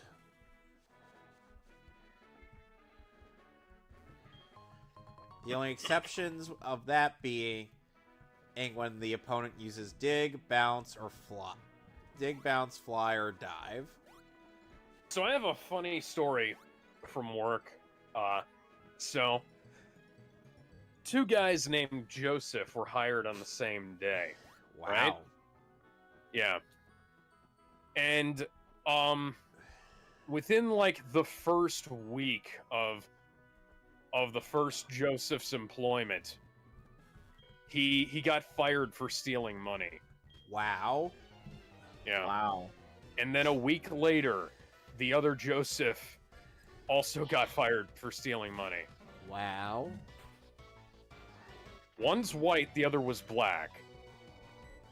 And the second guy knew that the other guy got fired for stealing. So I'm guessing he wanted to go the same way. Man, I don't fucking know. Speaking of I thought it's a real life stupid criminal story there. Or I never thought I'd have two stupid criminal stories, but you know. Speaking of real life stupid criminal stories, did anybody see this one story on Twitter where this lady had been driving under the influence and was, you know, arrested for vehicular DUI or manslaughter? Are you talking about the woman who was arrested for DUI and like literally didn't care that Yeah, she didn't care, or that her car was totaled. Oh, nor did she care about the fact that she killed people. She was like, oh, when can I go to school? How about never? How about life in prison? She got 14 years. That's too low. She's a minor. Doesn't matter. Too low. Try her as a fucking adult and have her get in jail for 30 years plus. If she's gonna be that nonchalant about running over someone with her fucking car and still be like, but can I go back to school? 30 years plus. Fuck her. If she's like that drunk, I don't want to know how she's gonna be like sober. Why? Listen to other one. The bomb. Yeah, the gray one. Why? What? It's too cold. Oh. Yeah, fine.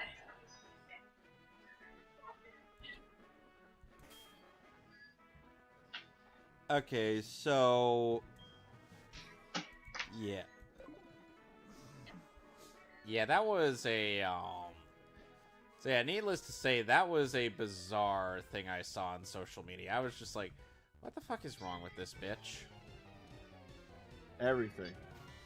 Yeah, there's another thing that happened recently. It was the so there was this.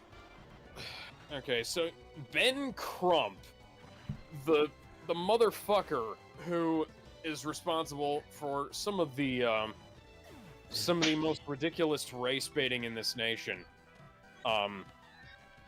He picked up on this story where he labeled this nurse the bike Karen, and like said that this, yeah, you know what I'm talking about. Yeah. Said that this nurse was trying to steal this bike from this guy.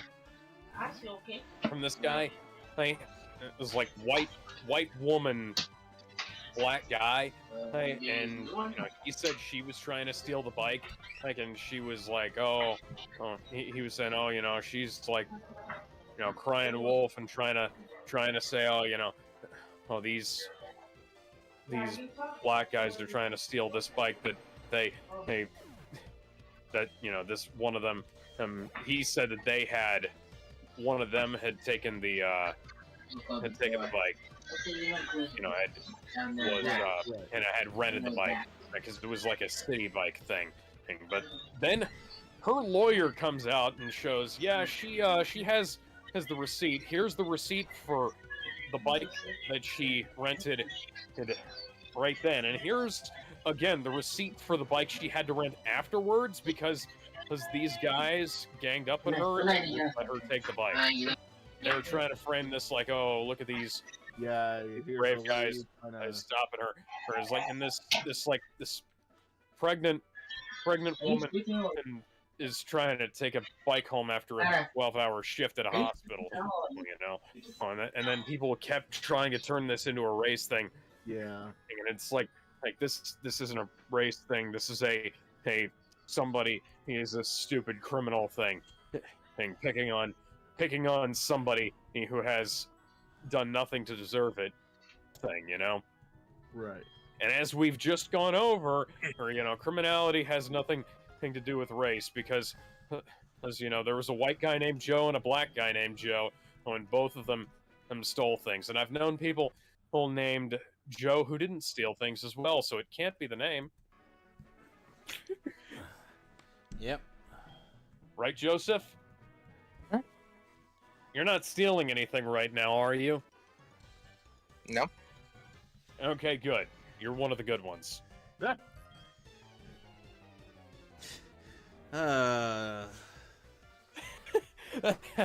is reminding me of our viewing of that episode of Teen Titans with that guy who was racist against Tamaranians. Of course not. I'm part robot. Bruh, you know what you were doing. Yeah, they knew what they were doing, but they ended up, you know, just subverting it. That was actually clever, Gizmo. Yep. Oh, what they did there. And it's also partially true on Cyborg's end. Because, you know, he feels because, you know, he's half robot, he would get quite a few looks. Know what I mean? Yes. You know, call me crazy. I don't think we should allow their kind here. Or Jimmy, I can't believe you'd say something about a black man like that. No, I'm not talking about because he's black. I'm talking about because he's a robot. Oh, well, that's perfectly understandable. Well, robots should not be allowed in public. You do realize I'm only half robot, right?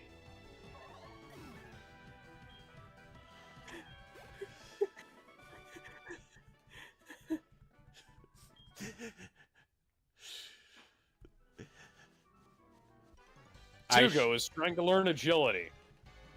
Wait, should I learn agility? What Pokemon is that? This is Dragonair.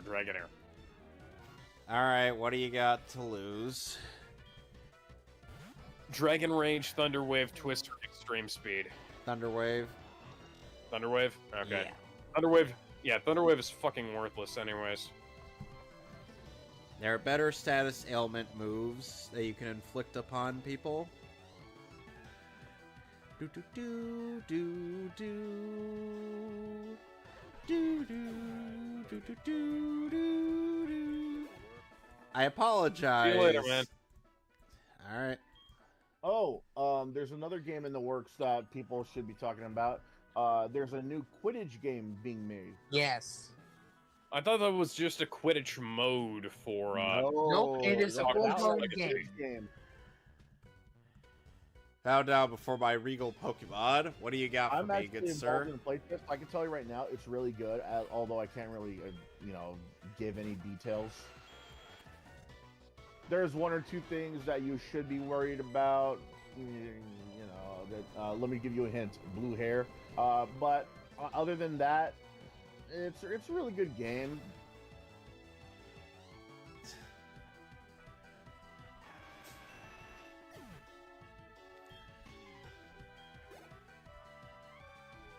Another game we should be talking about is Street Fighter 6. That looks pretty Now, good. Why do we have to talk about Street Fighter 6? I've actually not only played the demo, which has you playing your custom character in story mode for a bit, but also the beta, which you get to make your avatar again, but get to challenge everybody in an in-game lobby. Right now, my biggest concern is not characters, costumes, or anything like that. It's the modern controls. Okay. Not familiar with okay, so here's what I'm saying. How many of you are familiar with Marvel vs. Capcom 3 having the 3-button controls? I am. It's like that. So instead of light punch, medium punch, heavy punch, light kick, medium kick, heavy kick, it's light attack, medium attack, heavy attack, and instead of a pop-up, or instead of a pop-up, like in Marvel vs. Capcom 3, instead it's a special move button, which pretty much acts like how do I put this? You know how you perform special moves in Smash Brothers? That's exactly how you do it in Street Fighter 6. Ah, okay. Which is bullshit. And I don't like it. And yeah, okay, I might be just one guy, but think about it like this. How cool is it to see in tournaments or just streaming or online in general, when you see a guy perform a very difficult looking combo on, let's say, one of the best players or the most hardest bosses or characters out there? Amazing, right? Yeah, it seems like a big flex. Right, and it is a big flex because it took a while for them to look for the advantages, the disadvantages, what works, what doesn't work. What character do they play best with? What characters are they great against? This, on the other hand, you could literally keep pressing the light punch button and you're already doing auto combos. I repeat, auto combos. That's combo. Wombo combo. Auto combo. Now, in case you're gonna say, oh, but isn't this a thing they did in Marvel vs. Capcom 3? No, it's not. You still have. That's like the easy fatalities, This is exactly like the easy fatalities. They're using Super Smash Brothers logic to pull off special moves in a Street Fighter game. Fuck off. It's like when I heard that one YouTuber was like, oh, special inputs should go away. No, maybe you should learn how to play the fucking game, pussy. Look, I love Smash Brothers as much as the next guy, and I mean, this is the same guy who bought the Wii U for Smash Brothers for Wii U. I am not gonna be playing Street Fighter 6 and then find out that some little snot-nosed 10-year-old is going around beating experienced champions because you use modern-day controls. And even then, if the champion knows his way around those kind of people using those kind of controls, I'm going to hear people bitching who use those controls saying it's too hard. Why do we have this? To bring in a wider audience. There's already a wider audience. It's called the fighting game community. I mean... Yeah. I mean, here's the thing. You should leave that stuff in Blaze Blue. How about no? I really don't like the idea of auto combos at all for any game. whether it be 3D, 2D, 3-on-3, 4-on-4, or 2-on-2, tag team. It doesn't matter to me. I really don't see the appeal or even the need for auto combos, because we already have difficulty settings to begin with. We already have button customizations. And move lists. The fucking move list. Move lists Look are at the goddamn move list. Move lists are in every game, whether they're on the manual or they're in the in-game menus. You have no excuse to not know how to pull up a Hadouken if you love fighting games. They're trying to go on the fucking internet. Pull out your phone, go on the goddamn internet. People who think dive kick is the most advanced fighting game out there. Why do we need? No one needs this. And get this: the people who've been having the winning streaks were using modern day controls, auto combos, auto crouching combos, Super Smash Bros. Inputs for special moves. No one needs this. Smash has more complicated inputs for special moves than fucking auto combo systems do. Yes. And Smash Brothers has Wombo Combo! Wombo Combo! Joke about it all you want. This is just another mistake that fighting game companies have done outside of the outside of Ultras in Street Fighter 4 series.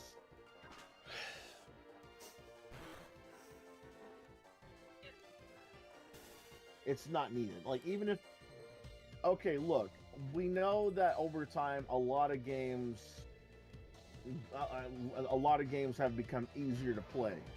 Right? You know, checkpoints, save points, modding, online tutorials, let's plays, that kind of thing, right? It's nowadays everybody has information for every game out there, even the most risque.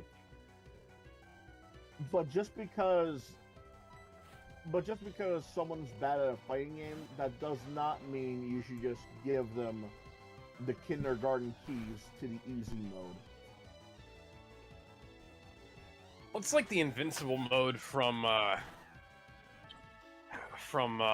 what you call it, Star Fox Zero. Actually, hang on. Is there a way to exclude being paired with people like that in random matches in online multiplayer?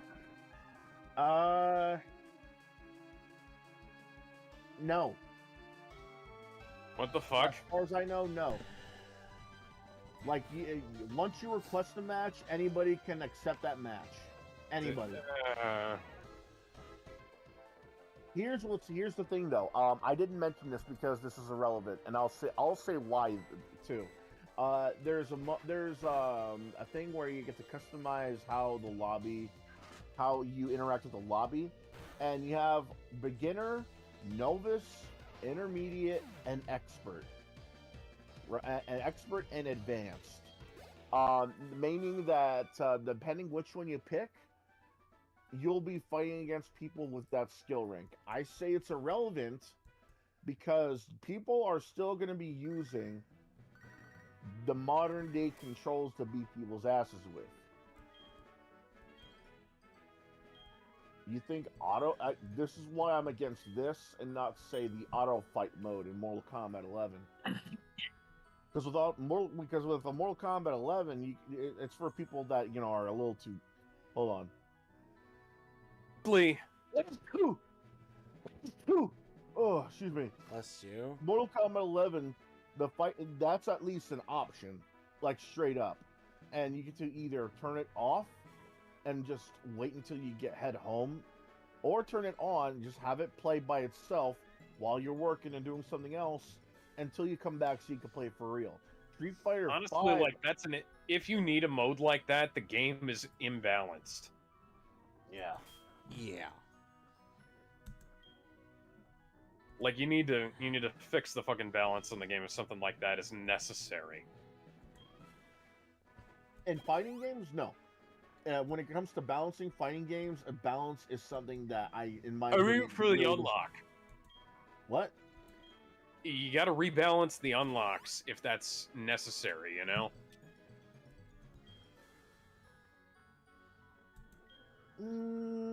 If there was like for the auto fight mode in Mortal Kombat 11, or yeah, if an auto fight mode like that is necessary to get the unlocks, they need to rebalance the game.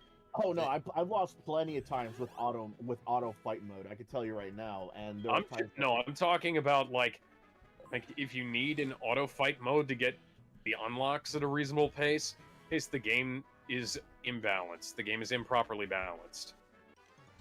It doesn't get you everything right away, and I'm not saying it gets you everything right away. That's not the point. The point is that if that is a necessary aspect of the game, they need to scale down the amount of stuff that you need for the fucking unlocks. It's not.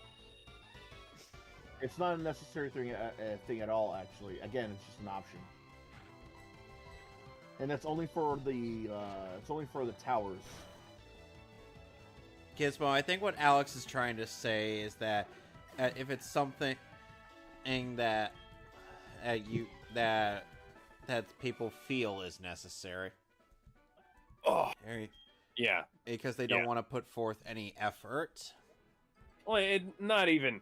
And I'm not saying you don't. Effort. No, I'm not saying you, Gizmo. I'm saying people. No, I get it. That don't have an excuse. No, I get it, but here's the thing, though. I only did it because the job that I was doing.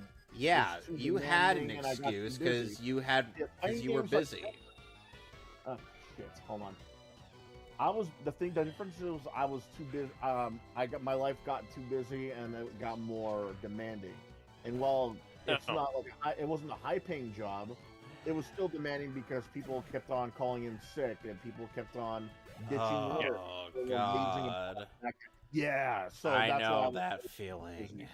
But when it comes to, it doesn't mean I am not gonna laze about when it comes to fighting games, because I still need to put effort into knowing combos, special moves, and unlock stuff and stuff like that. Because when it came to the auto fight mode in Mortal Kombat 11, that was just something nice that I guess they decided to put in for guys like me. But when it comes to Street Fighter, that's something else entirely when you decide to make it a part of the controls. You could literally just hold your controller up and keep on pressing the light punch button that used to be the light punch button, and that is now the light attack button, and you'll be winning matches from then on. That's not a fighting game. That's a fucking function. That's a function. They're talking about, oh, Magneto, you don't like Magneto because of the character, you like him because of his function. No. You putting in a new control system called Modern Controls, so people can literally do combos by literally tapping one button over and over again, that's a function, and that's a function that nobody is for. Yeah.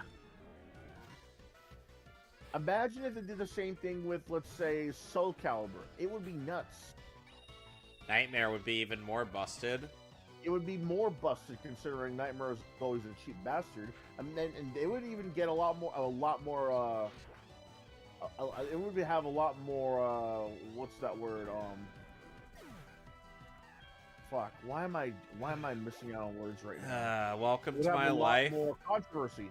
It would have a lot more controversy if, say, they put this on the new Guilty Gear, the new Blaze Blue, the new Samurai Showdown. I think they did that for our Central Fiction and Cross Tag Battle. For Cross Tag Battle? Yeah, they did that for Cross Tag Battle, because I do distinctly remember... Well, that's bullshit then, because these are not made for those kind of people. These are made for fighting game fans and for people who care about fighting games. They're not made for normies. You know what's made for normies? Super Smash Brothers. Let them play that. Smash is not exactly made for normies. It is, though, because you don't need a quarter. You don't need to go down, forward, and then punch to pull off a fireball. You know what to do? You know what you need to do? Just stand still and press B. You don't need to do down, backward, and then backward, and then press kick. Honestly, like some of the, you know what you do? Let's be perfectly fair here. If you could eliminate certain combos from the from fighting games, I don't think it would be a bad thing, because there are a lot of fighting games that have like combos that are overly complicated because the controllers back in the day were so limited. They had like 6 buttons and that was it. But nowadays they haven't. That doesn't mean they have to remove them, because let's say they do remove them. What's the point? No, of I'm saying remove the button combinations, not the in-game moves. You know, if they remove them, what's the point of having their special move? It's not special anymore. It's just a move. It's not as rewarding if you take away the button combinations either. Excuse me for a minute, gentlemen. I'll be right back. And now everybody's a winner. Now everybody can beat everybody, and it's no longer fun. Unfortunately, the time to talk about this would have been back when they were giving everybody these special moves and like whack-ass takedown animations that were really easy to pull off even with, you know, long button combinations, and it's back in stuff like Injustice.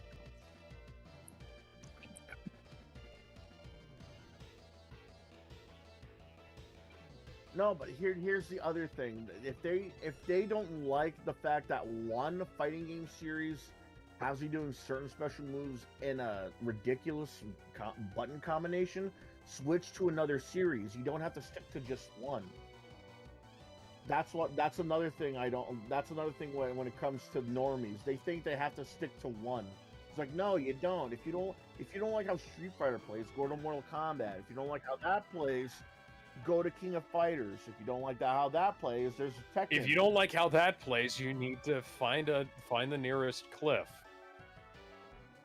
There's a lot of fighting games they could keep switching to and switching to and switching to. There's even indie games that are making. There's even indie companies that are making fighting games now. You could look for those.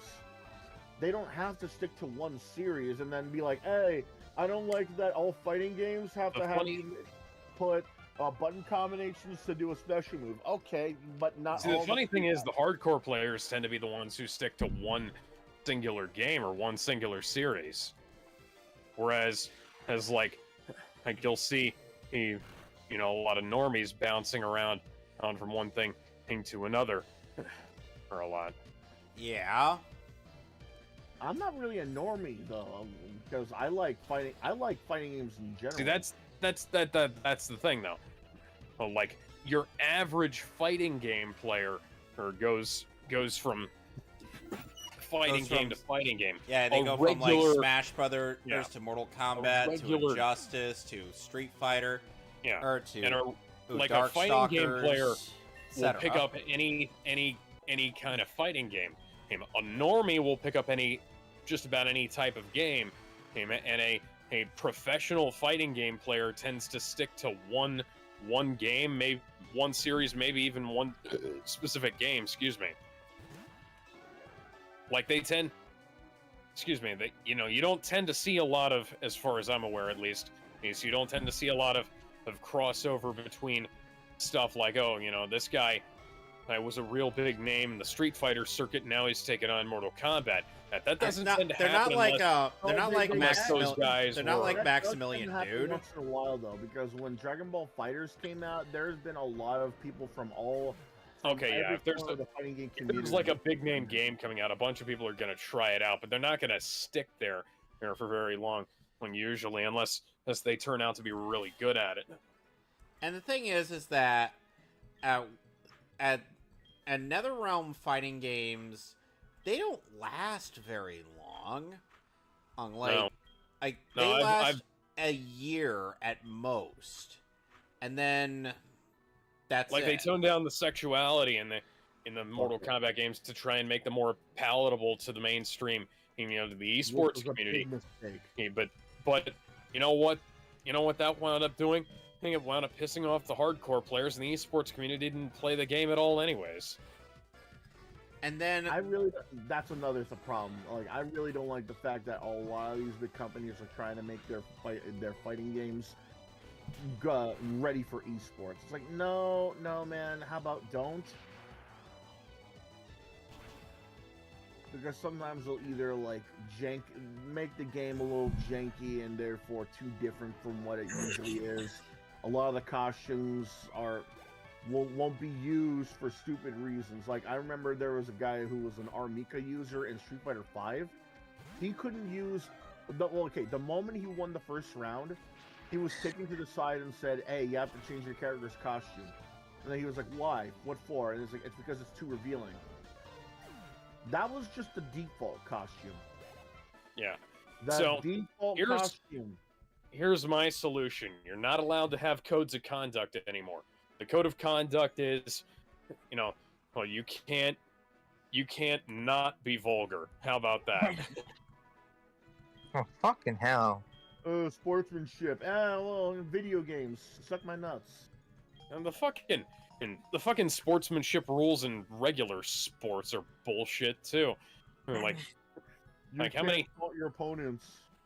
You can't spike the ball in the end zone. What the fuck? That's part of the fun of it. How many times have we seen football players spike their footballs at the end of the end zone? That's just a fun thing to be able to do. Is like you run down to the end zone and you make that fucking touchdown. It's like fuck yeah, spike the goddamn ball. Oh, that's an amazing feeling. It's like yeah.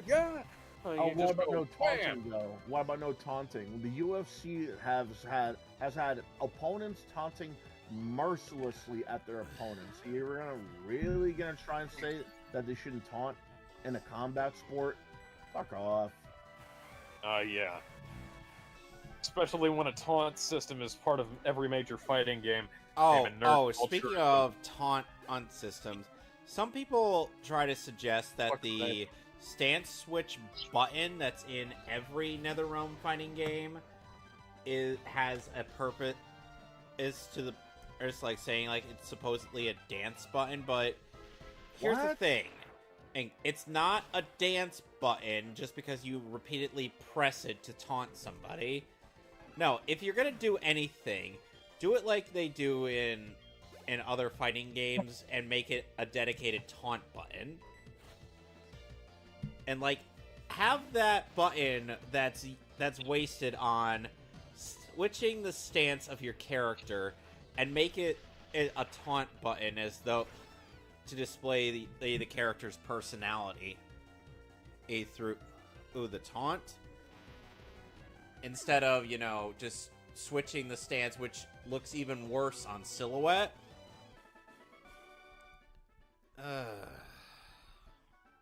Why don't they just give them a taunt move? Exactly. That's what I was saying. What happened to taunt moves? What happened to just pressing the select button and letting your character taunt? Having a dedicated block button in games, by the way. No. Oh, Mortal Kombat. Mortal Kombat. It's all combat. Yeah, Mortal Kombat. That's always been a thing since the first game. And for Street Fighter, for stuff like Street Fighter, Marvel vs. Capcom, and Injustice, it's back on the controller, but yeah, sometimes some games it's back on the controller and that just doesn't fucking work. Like, well, that really tap back and the game doesn't actually do anything. Also, Alex, don't forget that sometimes the character could hit you with a move that's either overhead or like a sweeping move. Oh yeah, no, I'm talking about stuff where I've tested it and like the block function just doesn't work in some of these things. And it's mostly just recent fighting games that are kind of Street Fighter-esque, where they just whatever the button inputs are, they don't implement the whatever the read function is correctly, so the inputs stack up and you wind up blocking after the attack hits. I had a very specific game in mind when I was thinking about that, and I can't remember what it was. That's just fucking fantastic. And another character they seem like they're committing to the whole now Liu Kang is the god to motivate people, but the thing is like what the fuck? That's just confirming that the good ending in There we go. in Mortal Kombat in Mortal Kombat 11 Aftermath is canon. That doesn't really do much other than that. So I think we've talked about Mortal Kombat enough. Yes. Let's see. Oh yeah, Limited Run Games. The Doug, the guy who founded the company, he's leaving. Why? Good or bad thing? I have no idea.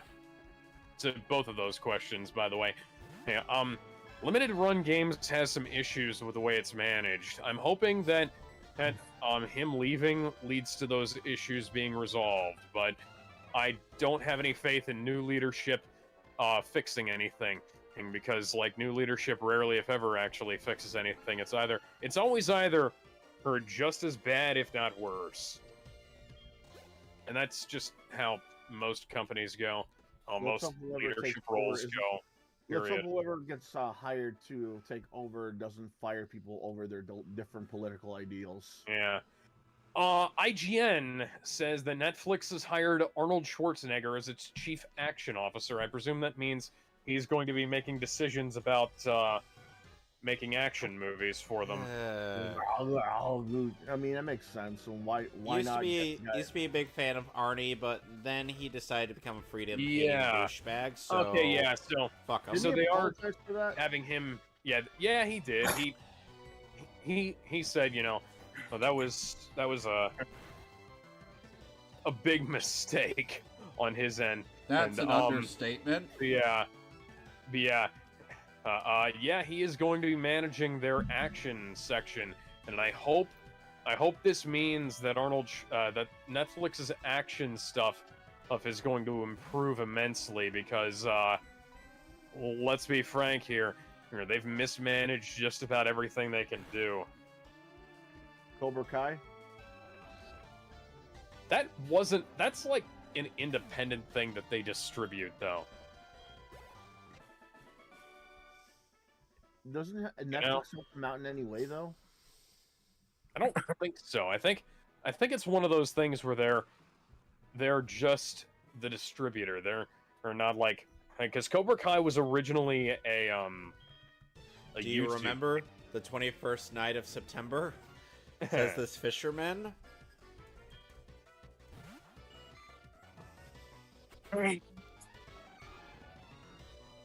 I couldn't resist the Earth, Wind, and Fire. Love that song. Badia, say, do you remember Badia? How did that get stuck in my head? Definite in September, Badia, never was a cloudy day. It's weird. One of the things I think about whenever I hear that song is the animation of Cell and the others at a strip club. And he's just got his finger and thumb underneath his chin and with sunglasses digging the whole thing. And everybody's just twerking.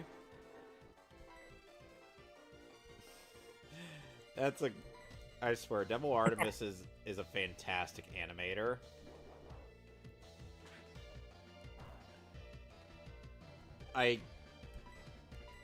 It's no wonder that TFS ended up getting him for the Hiffle series, because even for action scenes, he does great.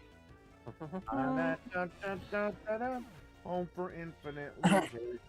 It's a shame that show is kind of lame, though. Yeah. I think it's funny. Considering we don't really see much of Hell or Home for Infinite Losers in the Dragon Ball anything. Who are you? Where am I? And why are you German?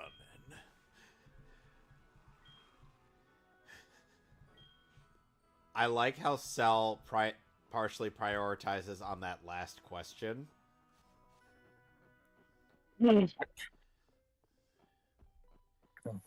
I love that Raditz is like the straight man of the entire group.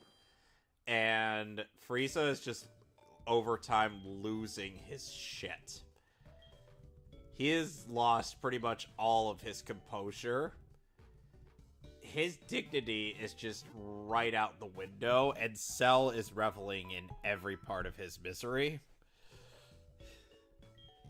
Which is cathartic, because he deserves it. Frieza? Okay, fine. I killed the Super... Okay, fine. I was killed by the Super Saiyan.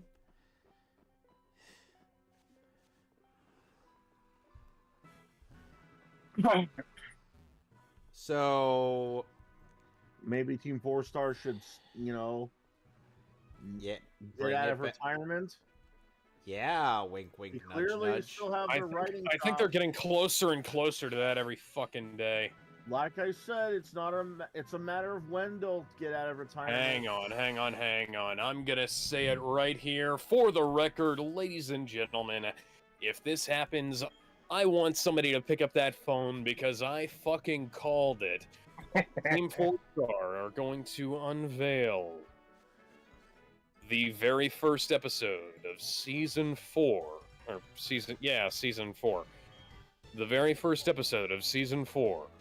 As soon as they get done with their commentary on the rest of the series. And the funny thing is that they try to claim that they're not going to do that, but I'm like, yeah, bullshit. This is... Yeah, we're calling infinite bullshit on that one.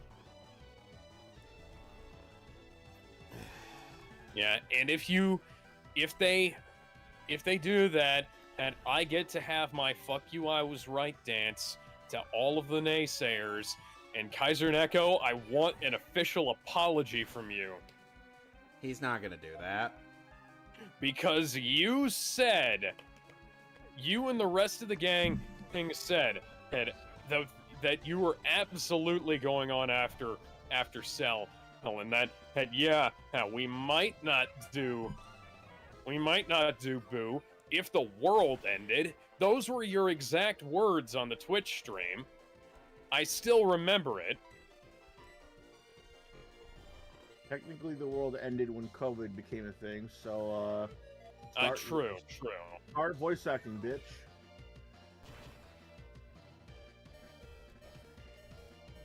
That was just one of the many occasions on which the world has ended.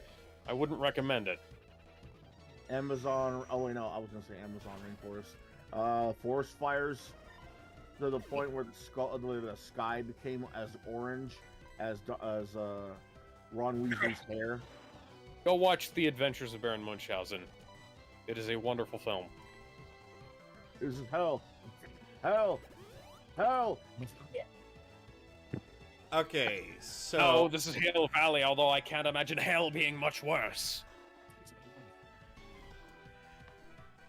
God, that has to have killed his throat when he did that. Wake up, bitch. Did you see that Michael J. Fox had a thing about how his reaction to people trying to remake Back to the Future? And he said, oh, hey, if you're gonna do it, I can't stop you. I already made my money, but the film from, the original Back to the Future is pretty much perfect. And he said, I can't imagine you guys doing it any better than we did back in the day. And he's right. There's absolutely no comparison. Like, Back to the Future is lightning in a bottle, and the fact that the trilogy was so good, like that is one of the few science fiction trilogies that has no bad entries. It's one of the few film trilogies that has no bad entries. It's Back to the Future, Back to the Future 2, Back to the Future 3. It all comes together absolutely perfectly. Even the Telltale game was really good. The Telltale game, even the fucking cartoon was all right. There have been worse tie-in cartoons, man. Bill and Ted actually I mean, there was also a Karate Kid tie-in cartoon. Well, no, that's... Karate Kid. That's different, though, because the Karate Kid was very, very grounded, but the cartoon had him looking for a magical, decorative shrine that gave any individual who held it magical powers. Okay, so that reminds me way more than it should of the So you can forgive the the audience. Double for not Dragon remembering. live action movie. Excuse me? The Double Dragon live action movie. I think that's so bad it's good. We need to. That's one of the ones on our list, thankfully. So we'll get when we get around to watching that, and we can do that. Note I that know I, it's on actually Tubi. Yeah. I interesting. ironically like that movie. note that I will still not be participating in this terrible idea. Why wouldn't you watch that one? That's not actually that bad a movie. What, Alex? Double Dragon? Alex, Yeah. know that I have very little faith in most things based off of video games.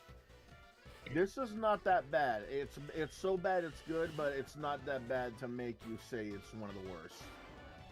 Yeah, they're like That if you're still familiar with Double Dragon, it has very little to do with Double Dragon, but it's not that bad of a movie. all I know about It's Double Dragon really is poor that some adaptation. bitch gets kidnapped and the two brothers end up having to fight each other at the end, and just for her love. Well, the plot changes depending on who makes the game, but that's basically how it goes. Yeah, that's basically how the movie went. Kevin, I want you there because I also want to watch the Jackie Chan movie, The Medallion, with you. I actually like the medallion because of how goofy Medallion. Yeah, I see, don't that's know if another I've seen that. one. Because Oh, this is hilarious. So what happened? So the plot is a guy is supposed to protect a kid because some killers are trying to rob the kid of a magical medallion. So what happens is that the kid divides the medallion, one half for the main character and the other half for the kid himself. But what happens is that when the main character dies, he resurrects and has these magical speed and strength and is able to jump through the air like a crouching tiger, hidden dragon character. yeah, the movie is awesome. Yeah, it's really funny too because they play this off for laughs constantly. Like, for example, there's one scene where they deleted it for some reason. There's one scene where the main character is given coffee by his friend. So he takes a sip. He's disgusted by it for some reason. He spits it out, and it would have been funny if they stopped there. But what happens is that the camera pans to the floor, and it shows the liquid sizzling. And apparently, because of him resurrecting, whatever he spits out is practically the same as battery acid. That's stupid. So anything he drinks, he spits Okay, back so out, this is it turns into battery acid. a weird ass fantasy movie. It is the plot. The plot is one thing. The fights are a completely different creature. And it's a Jackie Chan movie, so the fights are amazing. Of course they I are. go down. Ugh. Oh, if you want to talk about Double Dragon, there's two Double Dragon fighting games you could talk about. I don't want to talk about fighting games anymore. So we watched Young Justice, the last of Young Justice last night. Yeah. Fuck it. That was an ordeal, wasn't it, guys? Yes, it was. Actually, no. Yeah. I changed my mind. I don't want to fuck it because that would mean that it's giving me some sort of pleasure. I'm not gonna fuck it. I'm not Gizmo, gonna the even pleasure put on you a condom. pleasure. I'm Gizmo, not even gonna put on a condom. I'm not even gonna wink at it. Fuck. I was like, screw this movie. Gizmo. Like, You do anything for love, but you won't do that then. Gizmo. or that. Gizmo. Oh my god, even that. Tugo is trying to learn Safeguard, but Tugo can't learn any more than 4 What moves. is Leave older move. What is 2 go That's- again? Dragonite, Dragonair, No, don't learn that. blue snaky dragon thing. No? Okay. Anyway, Gizmo. No. Little did you know that you would be receiving sexual pleasure from Miss Martian feeding you a dream sequence through her mind reading power, or is that imagines you having sexual relations with her while Connor watches. Miss Martian's the only thing good to come out of that. And even then, she's still is the writer's least favorite character. Somehow. They don't Her into such a mega bitch in season 2. And they made her even more of a bitch throughout the last few seasons. Also, hey, Halo, you're here again at the end of the show. And she's non-binary. Yeah, fuck her. With yeah, you know what? That scene, that's if you completely skip that scene at the end of the credits and came back to her only scenes later on, and you would have missed nothing. So, I don't even get the non-binary thing. Is she an actual human or is she not? Because she is a mother box possessing a human corpse. Yeah, so it's complicated. She's still human. Yeah, kinda. You're possessing a human body. Wait, you said possessing a human body, Gizmo? Possessing? You do realize I'm making a reference to Castlevania 2, right? No. Guess what the game text says when you gain one?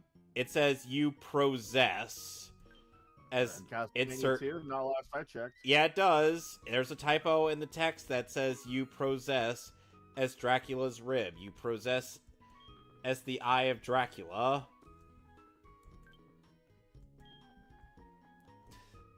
I'm not kidding. That's actually in the game. I don't remember that. I've watched an entire playthrough of the game, and every time you get a part of Dracula, it says you now possess.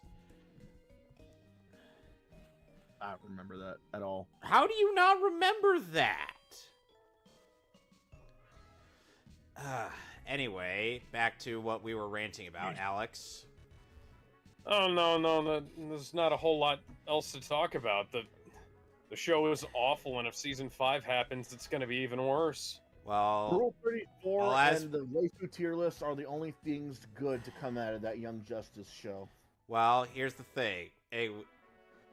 Okay. So, what happened in this arc was that Dick ended up solving the entire mystery in a few hours. Last possible second. Yeah. And meanwhile, Gar had gotten himself a emotional support dog in the form of a Welsh corgi named Wingman after his voice actor Greg Sipes' dog, which is a chihuahua. When did fucking this happen? Off screen, Gizmo. Off screen. Fuck, you're off screen. Oh, hi, Suicune. Off screen.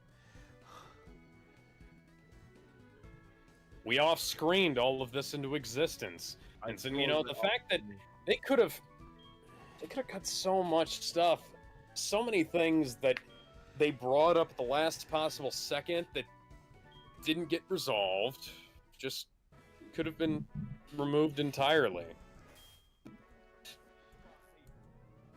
And I don't even understand that.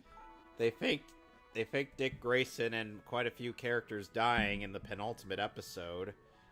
Dick Grayson dying is something that I expect him to do, though. No. Here's the thing: if Dick Grayson ever truly died in something, Danny Dino would be masturbating to it. We'd all be whelmed to death. He hates Dick that much. Actually, no. Now that you think, and now that you are mentioning Young Justice, whatever happened to Wonder Girl?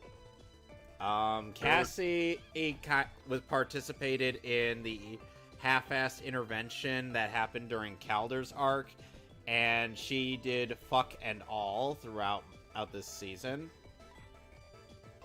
You kept her as a fucking... Oh my god. That's like getting Booster Gold to appear and have him being in a story all about a guy trying to get his pinball company off the floor. Who cares? By the way, who cares? By the way, this isn't Young Justice Phantoms. This is Young Justice Who Cares. By the way, Suicune is the only one of the legendary beasts who has actual balls, because he will fight you. He will not run away from you. Like in Gold and Silver. No, with Crystal, Heart Gold, and Soul Silver, he will actually fight you. which I applaud that for this one, and I love how they remixed his theme music. Like, this is a balance between the versions that are used for Entei and Raikou. Raikou has a very fast-paced version, whereas Entei has like a slow-paced one. Meanwhile, Suicune gets this even balance between the two. It's an absolute favorite aspect of this game.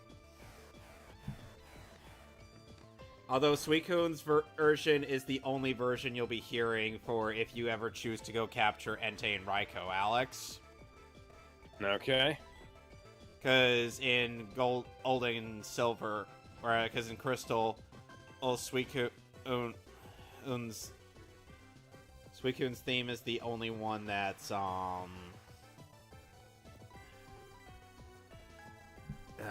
Suicune is the only one to get an actual boss theme, because the other, or as Ho-Oh and Lugia only get the generic wild Pokemon theme. Kind of lame, don't you think? A little bit. At the very least, the remake's more than made up for that.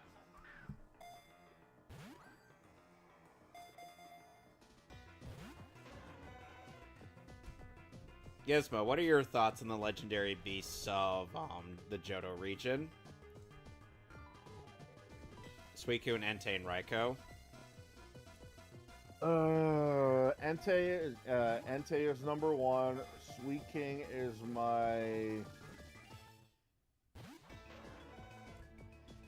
something, and the other guy is Raikou. He's forever the other guy because nobody remembers him over Suicune and Entei. I mean, Raikou did get a 3-part art episode in Pokemon Chronicles. Right, but who did they talk about more? The movie of Entei or the 3-part episode with that guy? I think quite a number of people talk about both. It's just Entei's came out first. Also, Entei, it helps that version of Entei, even though it's not the real Entei, it was voiced by Dan Green. Also, Suicune did appear in movie 4, but unfortunately, he didn't do much. Like, he showed up. It's fair to say that hardly anybody did much in that movie. I fucking hate that movie. Like, it was your idea to watch it. No, it wasn't. I didn't want to watch it. Legitimate question: does anybody actually do anything besides summon their Pokemon to do everything? That's not what I don't know about you, but if I'm up against the top boss of every evil organization, and I'm letting my 2 Pokemon have at it, I think I'm gonna go for the first punch at the guy that summoned the evil Pokemon. Well, as long as he doesn't, I'm going for some sweet Shin music here. Well, as long as he doesn't pull out a Glock. This is Pokemon. Even if they did pull out a Glock, they're not smart enough to... Booyah! Caught Suicune. Sorry about that. Anyway. Alright, Suicune's Pokédex data. This Pokemon races across the land. It is said that north winds will somehow blow whenever it appears. Nah, I don't need a nickname for you. Booyaka, booyaka, 619. Plant, you two are truly amazing. I have never seen a battle else this intense. I have no regrets. Farewell, Suicune. Farewell, Plant. Oh, a thought just came into my mind. We know that, I was gonna say Infernape. What was his name? Incineroar. We know that Incineroar is based off of, like, professional wrestling, right? Yes. Yeah. What if we got more characters based off of different eras? Well, I know Hawlucha is... Like, I'm talking, like, the hardcore scene. Hawlucha is definitely based off of Rey Mysterio. And another His bit of special has to be a evidence. 619 then. Another connection to Mysterio. What animals on the sides of his mask? Birds. Okay, I give up. What? I want Like there to be a dolphins, Pokemon called eagles. Booyaka. Okay, I want so there to be a legitimate luchador Pokemon that his name is Booyaka. And he says it like Booyaka, Booyaka, Booyaka, Booyaka, that sounds funny. Booyaka, go! Totally. Booyaka, Booyaka, Booyaka, Booyaka. I feel like whoever gets paid to voice act that Pokemon will have a hell of a time. There's gotta be a 619 reference there too. Oh, and Sabrina's gym hasn't changed at all, except for how great it looks. Also, Sabrina's design in this game is amazing. I will not hear any backsass about it. Oh, and if there's gonna be a Rey Mysterio Pokemon, there has to be a Macho Man Pokemon, and his name is just Macho. Oh yeah! I thought Machop was that. Yeah. No. Machop is just Machop. Macho is Macho. What about Machoke? Machoke is Machoke. He's not Macho. But He's A Mach- so it'd be funny if it was they just have like a verbal battle. Machoke, Macho, Machoke, Macho. Oh yeah! I And found it'll be like I found a phenomenon. It's like, wait, he can say words? No, just those two. I found a very silly, Oh pretty yeah! very And his favorite stupid thing to drink? article. Guess what Yeah, his favorite man. thing to drink Oh is? yeah, Pokemon. This article I found essentially is 30 wrestlers in what would be their Pokemon If the Pokemon's gonna be called Macho, his favorite thing to drink has to be cream. So, anyone want to guess Brock Lesnar? Go ahead. Is it Champ? Machamp. Machamp. That voice actor in Death Battle got paid too much. Now, what about Pain? What Pokemon do you think would fit Kane's aesthetic? I don't know. I don't know these things. Incineroar. Ah. Hey. What about Pikachu Libre? Let me see if Pikachu's That's not even... really a real Pokemon though. That's just Pikachu in a Luchador mask. You shut your mouth. No, I'm saying that's a different character. You It's shut not- your mouth. I'm hoping. Oh, no. We have injured Pikachu. Alex, other than me, you're the wrestling expert. Which legend do you think matches injured Pikachu? Stone Cold Steve Austin. No, Pikachu? injured Pikachu. Pikachu Libre? No, literally injured Pikachu. Not Libre, not Pikachu. Okay, who injured. then? Just tell me. Mick Foley. Bang! What? Huh. The Boulder takes offense to that comment. Let's see. Okay, so I have to let me wonder how go- many. I wonder. Here, that's the funny thing. They have Mick Foley in Avatar: The Last Airbender, and he was able to voice act the Boulder. Meanwhile, a Ronda Rousey can't act worth a damn. I didn't know I had smoke balls. Because it's common sense that MMA fighters can't act. Unless you're paid to. Hippo, you may be big, now- but you ain't bad. The Boulder's gonna win this in a landslide. Because I've seen wrestlers who can act and wrestlers who can't act, and there are MMA fighters who can act and MMA fighters who can't act. Like Ken fucking Shamrock, Gina Macho Man, Carano. Oh, Hulk Gina Hogan. Carano's alright. John Oh, Cena, Yes. fucking hell. Mick Foley, Alright, Fucking hell. next on Oh, this like, list. Roddy Maybe, Piper, Hey, maybe it's just the fact that Party. anybody Gentlemen. looks good compared to gentlemen, Ronda let Rousey. Joseph finish.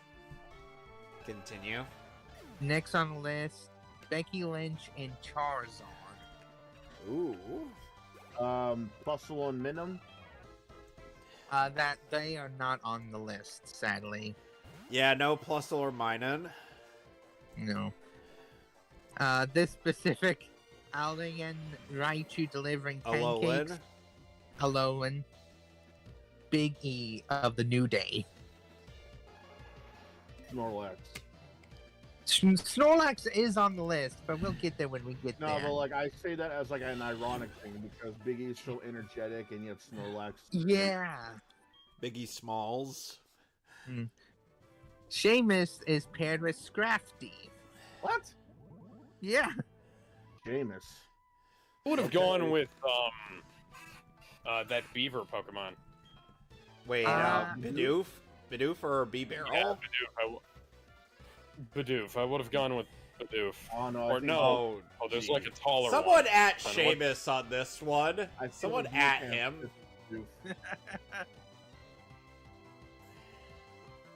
Not Bidoof. Bidoof is the kind of squat one. I think. What's the other beaver? B-Barrel? B-Barrel, yeah. And now, he doesn't go by this name anymore, but I'm going to use the name he uses now. Claudio Castagnoli is with Diglett. Diglett dig. Trio. And the reason why, they're both bald. Bold. I mean, bold. Seriously, someone at Seamus on this.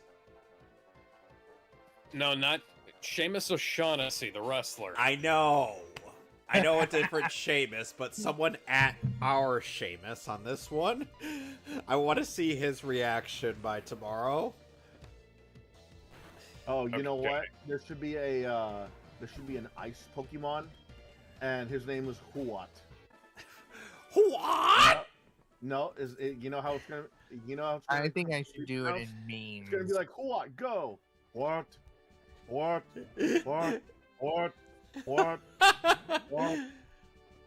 I did it in memes. Oh god. What? Okay, now Snubble is paired with WWE Hall of Famer Bret the Hitman Hart.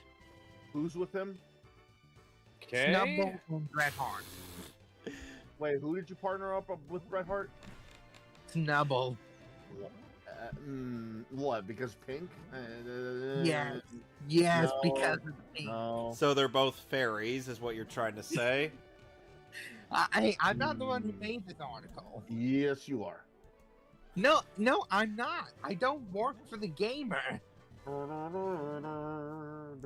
Yes, you secretly publish all of their articles. If I were to do anything, Alright, now we're fighting Sabrina. The teenage bitch. Nah, she's mellowed out since Gen 1. Thankfully, no. She I knew you were hasn't coming. mellowed out. 3 years It's ago, I had a funny. vision of your arrival. You're after my badge. I don't enjoy battling, but it's my duty as a gym leader to confer badges on anyone who has proven him or herself worthy. Since you wish it, I will show you my psychic powers. I would have preferred the return of that female gym leader from the original Pokemon to come back. Which one? The ninja. Janine? She's Yes. from Gen 2. That's still the original to me. She's in this game. And I'm not talking about the game either. What are you talking about? The straight up anime. I don't know where she would be in the anime. Koga. You remember Koga? Yeah, but Koga had a different daughter, or in the anime. To confuse his enemies. See, Mason gets it. The confuses enemies, he goes the way of the ninja by using fucking Voltorbs. And his Venomoth evolves into Golbat to confuse his enemies. The Golbat makes a little more sense than a fucking Voltorb if you're gonna be practicing the ways of the ninja. And then he just hands Ash the Soul Badge just to confuse Misty. Alex, We have purposely tricked him wrong as a joke. Alex, you know what I'm talking about. Oh yeah. Next on this That list, episode was weird. It was fucking hilarious. Someone actually typed a comment backwards on that episode, just to confuse people. I'm not kidding about that. Look it up. It's hilarious. There's another Pokemon that should be made. His name is called Givito. And you know how he pronounces it? Delete, delete, delete, delete, delete, delete, delete. okay, the next Pokemon on this list is Banette. Bayonet from Yes. Gen 3. The wrestler associated now is the Fiend Bray Wyatt. Okay.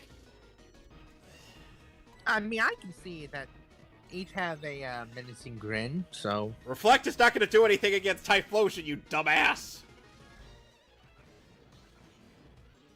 The next one is Dartrix and Malachi Black.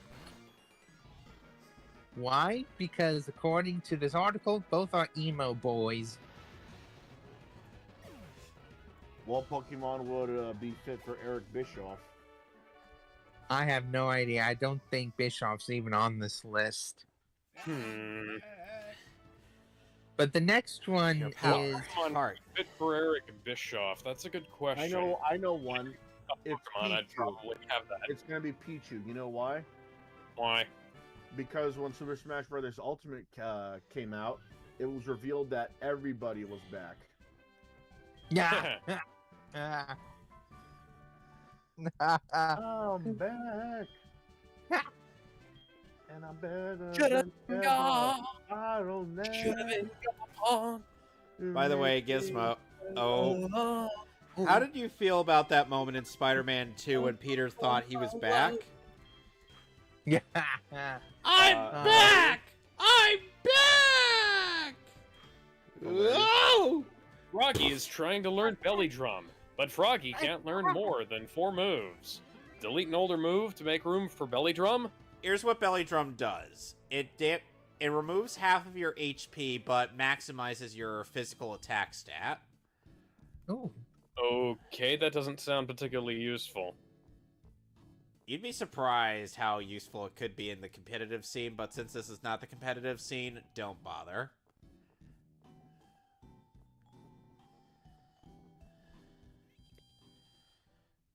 Alright, so now I have 6 badges, and I only have 2 places to go, which are... So I've just found out that apparently, you know, in the Superstar scene at the end of the Super Mario Brothers movie? Yeah? Yeah. Apparently they wanted to play Jump by Van Halen originally. Yeah.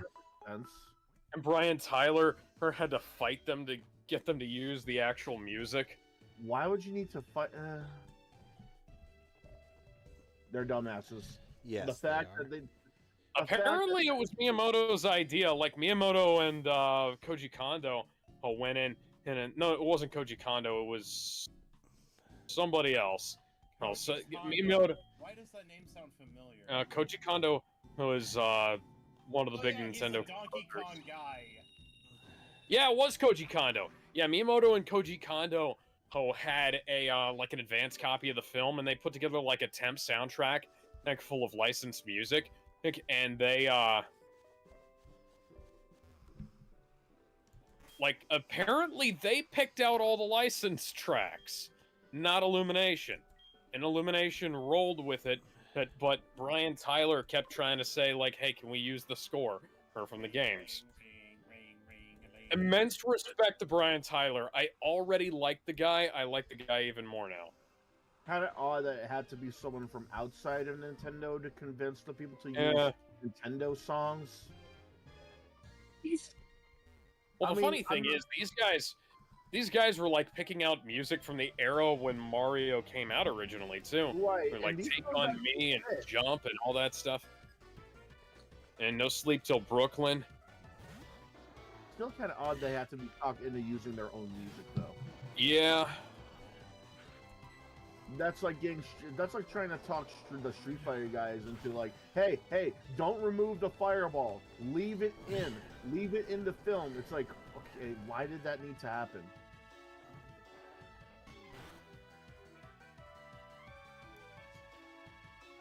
Look, Michael Mann couldn't be talked into using the Miami Vice theme in his Miami Vice movie.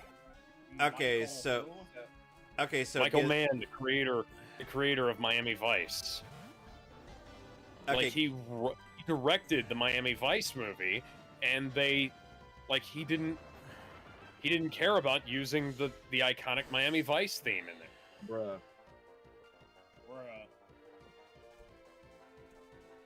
Anyway, so Gizmo. Oh, Alex and I have both sung quite a bit of praise for the third Pokemon movie. What were your thoughts on it? Which one was the third Pokemon movie again? The one with Entei in the town, or the Spell of the Unknown? Yes. Too many questions have been left unanswered. Like, or such as? Too many questions have left. That was the only thing that's going through my mind, and that was just the first time I've seen it. What were the questions? I couldn't tell you, man. I only seen it once my entire life, and I remember. You didn't realize that's on the list, right? Yes. Which, by the way, Spell of the Unknown is out of all three of the first three Pokemon movies is the best one. Yeah, unfortunately, Pokemon the first movie did not end with the power of violence. No, violence. Alex, if Pikachu had beat the fuck out of Mewtwo. Alex, if we had professional animators on what we were planning on doing later, or which we gotta get back into contact. Yeah, we gotta get back to doing that someday. Yeah, we gotta get back to writing out that. But here's the thing: if we had professional animators on that, we would have been able to craft that scene for you. But no! Ooh. But no, I'm gonna have to actually write out something a bit more reasonable, which is, Mewtwo being moved by these Pokemon's tears, and then he's like, you know what? I'm gonna fix all this. Reasonable, you say? That's not reasonable. How is that not reasonable? That's not reasonable at all. It should have been. Pikachu should have beat the fuck out of Dan Green. Not Dan Green, but whoever the fuck Jay Goad. Pikachu should have beat the fuck out of Jay Goad. Oh god, the fact that Jay Goad is actually going to be at UltraCon, and I'm going to end up having to talk to him about... Tell him how Pikachu should have beat him in a fight. I don't know. I don't know if he'd actually recall. Rain continues to fall, and somehow I got burned. That's amazing. Oh my god. Okay. Now, Gizmo, what were your thoughts on the other two first Pokemon movies? Which is Pokemon the first movie and Pokemon 2000? Instant Classic and Whatever Happened to You. Which one applies to which? Instant Classic for the first movie and Whatever Happened to You on the second movie. The second movie was better. Yeah, I guess, but think about it like this. People are always talking about Pokemon the first movie. Pokemon the first movie. I love Pokemon the first movie. Plenty of people talk about the second movie. The second movie grossed higher than the first one. Okay, but how many more are talking about that over the first movie? Considering it made more money than the first one, I'd say plenty. Just because you make more money doesn't mean people talk about you more. I don't know about that. You know what? That's fair, but I don't know. Nobody talks about Frozen anymore, and that made a lot of money. You see what I'm trying to say?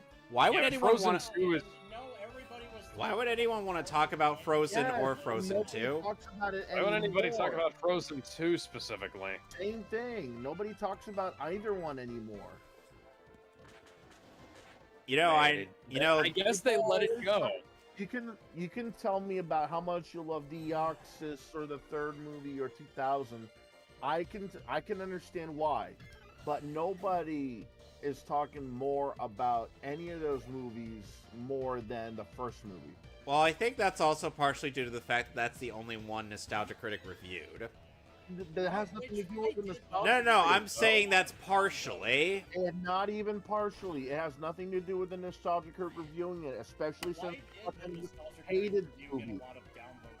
Because he hated the movie. He didn't grow up with Pokemon. He doesn't play Pokemon. At that time, he actually didn't really know anything about Pokemon. And they wonder what. And you know, the funny thing is that Doug didn't even write the review didn't write his review for Digimon the movie. That was done by Yezu Otaku. Regardless of what the Nostalgia Critics said, nobody is talking about any of the movies more than the first movie, and it's not because some internet dude. I know, I get it. I was just saying. That's all. Brought him up out of nowhere. I still remember during that A-Log stream when Ace thought Jezu Otaku was always a man. No, Yezu Otaku used to be a woman. Now Yezu Otaku's a dude. Yeah, but like at some point in the stream, Dude still looks like a lady. There was a hilarious bit in the Digimon on movie review where Yezu, after it was crying a lot. Yes, this was back when she was a she, so I can't refer to her as such. And it's like she had like makeup running down her face, but then Doug's like, "You weren't even wearing mascara. How is it running?" And then she's like, "I don't know."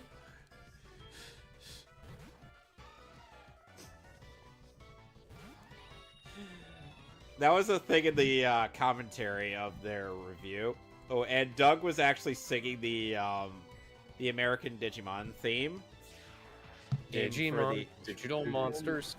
Digimon Garlic Champions. Fuck your garlic. And no. I like how the skit opens with him going through all of his emails, and one of them said, "I had your baby," and reviewed Digimon. What? Oh my god. And then I'm Janai. I remember it because nobody cared for my other show. yeah, remember when Doug voiced Jedi in that one April Fool's Day joke that TFS did? Hey, Lenny! Hey, do we make a Brigimon? No. Oh, okay. And then in the Brigimon movie, Lanny's just like dousing I think Scott and one other or in lighter fluid. Then Kieran's like, "Lanny!" And Nick just looks at him with this creepy, unsettling expression on his face. It's like, "Yes?" And then Kieran just gives him a nod, and he just lights a match, and they're like, "Ah!"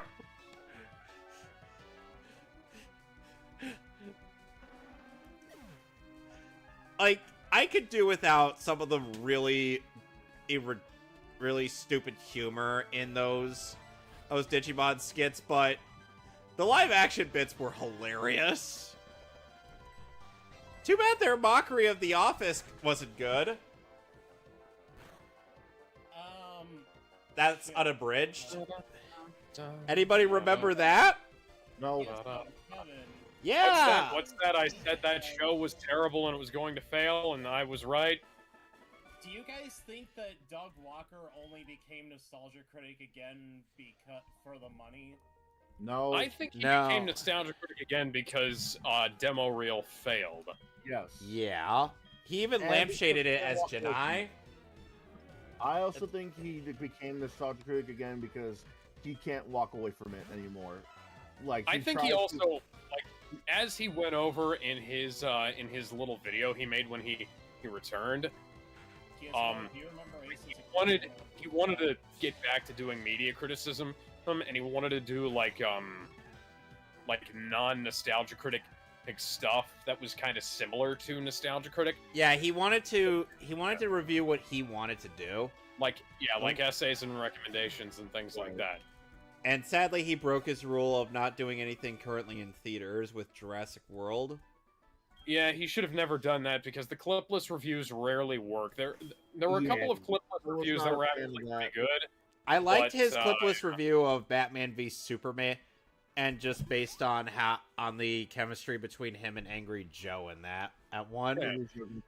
Angry Joe was really good as Superman in that. That was weird. My only weakness, only thing that can kill you. I hate you. Why? Because you're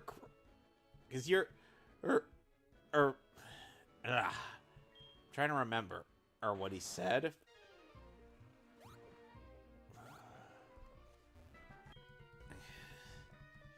Hold on, let me go through the TV tropes page of that episode. I have my phone on here.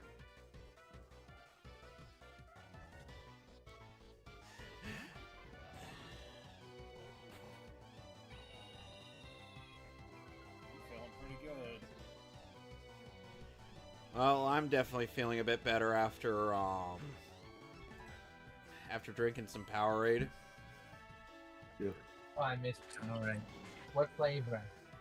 Oh, yeah. The Pixels clipless review was really good. I hate it. Because I would rather... I've actually gone back and watched the Pixels clipless review fairly often. That's better than the goddamn movie. Yeah, it is. It actually really is. I guess I better go see that then, because I actually watched the Pixels movie. Oh shit, he did a clipless review of The Rise of Skywalker. You know what? That's actually fair. I can see him doing a clipless review of The Rise of Skywalker. That makes perfect sense because Disney was an ass about clips of that film. Yep. Well, that and Jurassic World Fallen Kingdom. Those two films had so many issues. He didn't do a clipless review of Fallen Kingdom, though. No, I'm not talking about Fallen Kingdom and like he did one, but I'm talking about like Fallen Kingdom in general. Those are two films that I can remember people having issues uploading in clip reviews of. Oh, here's a funny skit. A critic Esbruth, who's the pipsqueak? That's Lex Luthor. No! Afraid so. Does he ever shut up? I don't know. Let's ask him. Poof! I guess I had this coming. See you later, boys. Smoking! The fuck? Yeah, because of how... AI to recite that.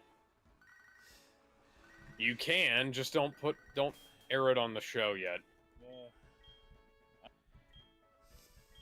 You will never be up.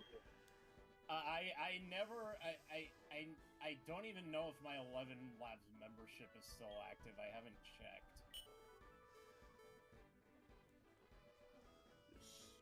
No, I remember what it is now. Oh, he's like, Superman, Ed's like, I hate you. And he's like, what?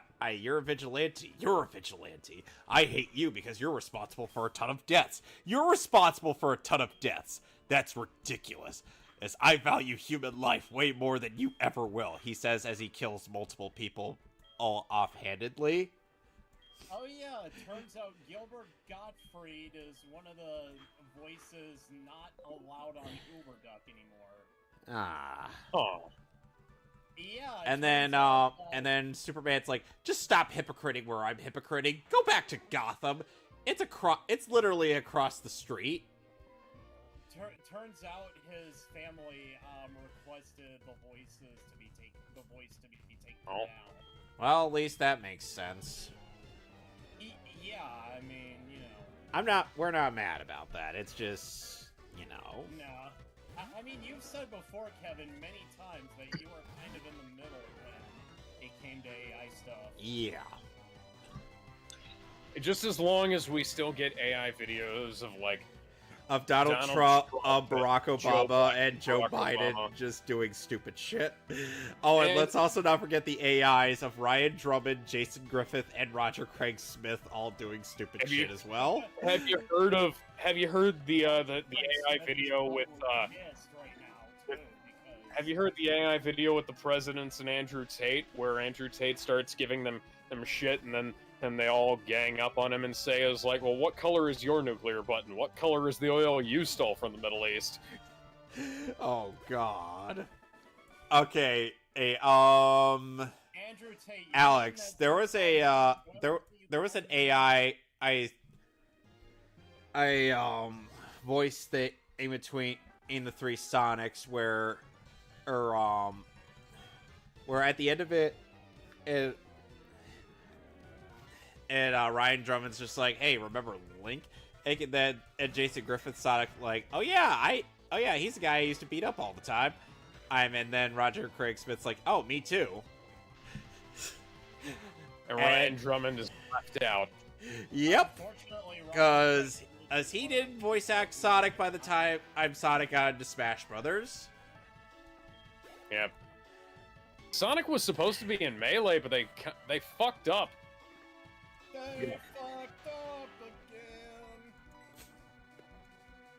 I can't remember what fucked up, but I remember Sonic was supposed to be in Melee, and somebody like didn't understand what was supposed to happen.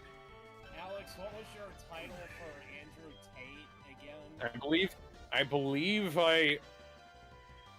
I've called the same thing I called Matt Walsh. He is the apex homosexual. Why apex homosexual? Because Andrew Tate is so obsessed with being straight that he wraps around all the way around and winds up becoming gay again. So he gives himself a reach around? Yes. Oh, God damn, Kevin. Hey, to be fair, that's what popped in my head when Alex said wrapped around himself. That makes sense. That's what I'm saying. It made too much sense, though.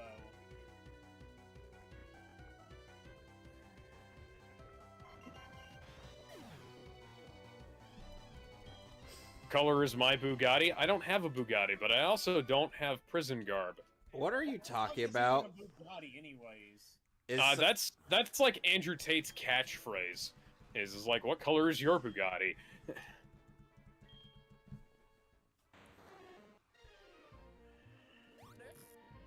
I woke up in a new Bugatti.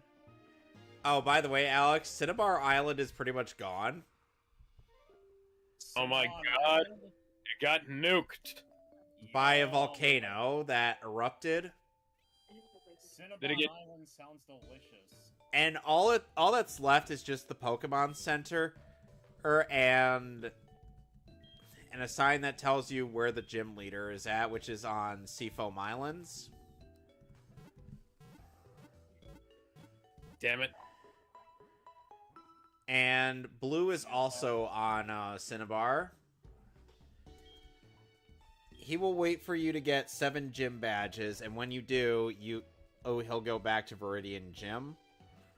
Yes, Blue from the first Pokemon game is here.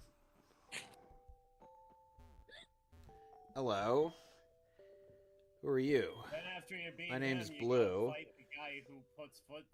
Oh, I was once the Kanto champion, although it was short-lived thanks to Red.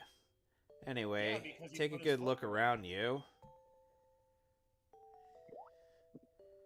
A volcano erupts, and just like that, a whole town disappears. We can go on winning and losing in Pokemon, but if nature so much as twitches, we can be overwhelmed in a second. That's the way it is. But anyway, I'm still a trainer. Oh, yeah? If I see a strong opponent, it makes me want to battle. If you want to battle me, for real, show me how many Kanto badges as you've got. 6. You're not ready to battle me. Okay then, we'll be back. You know what I'm hoping for in Mortal Kombat? We finally get Ash. There's a notice here. The Cinnabar Gym has relocated to Seafoam Islands. Blaine.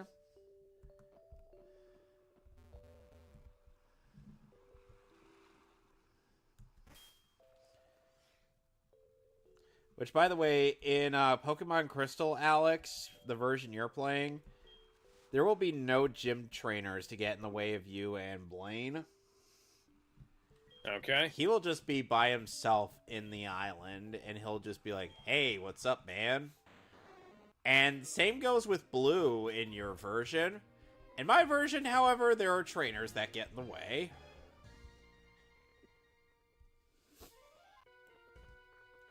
I mean, you have to fight trainers on the way to him, and because, you know, this is the route out to go to.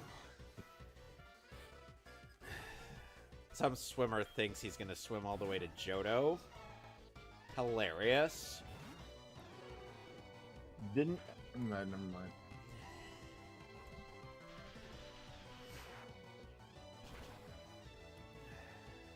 Arthur is trying to learn Swift, but Arthur can't learn more than 4 moves. Delete an older move to make room for Swift? Swift is a move that doesn't miss, but it only has 60 power. And since it's a normal type move, it's a physical attacking move. Okay, so I have Quick Attack, Cut, Flame Wheel, and Ember. It's not useful to me then? No, it's not. Okay.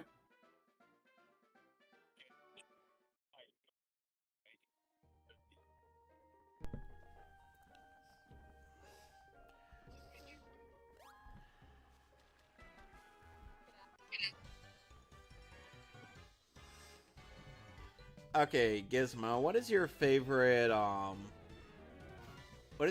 electric type Pokemon outside of Pikachu? Outside of Pikachu? Yeah, like anyone that isn't part of Pikachu's, you know, evolutionary line.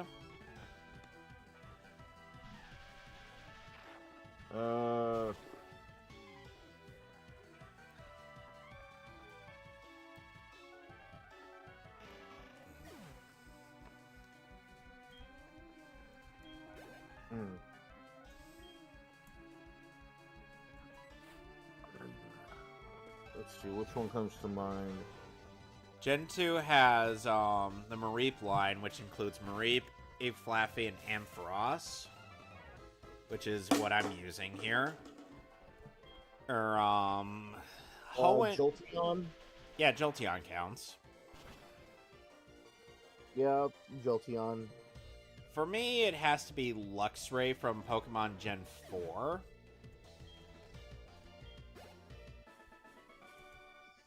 Mostly just because I'm a huge sucker for that kind of electric type. My Pokemon.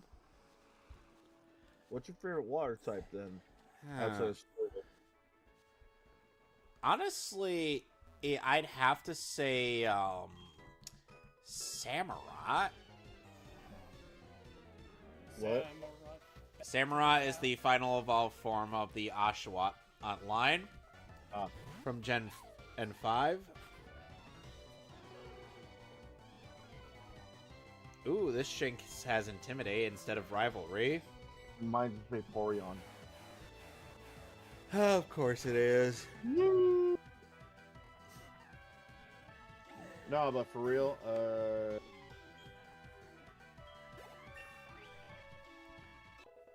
besides Squirtle, Power Gem. Mudkip, I guess. So I heard you like Mudkips. Either that or Gyarados. Mudkip! Mudkip! Sorry, I couldn't resist the meme. Okay, favorite fire type aside from the Charizard?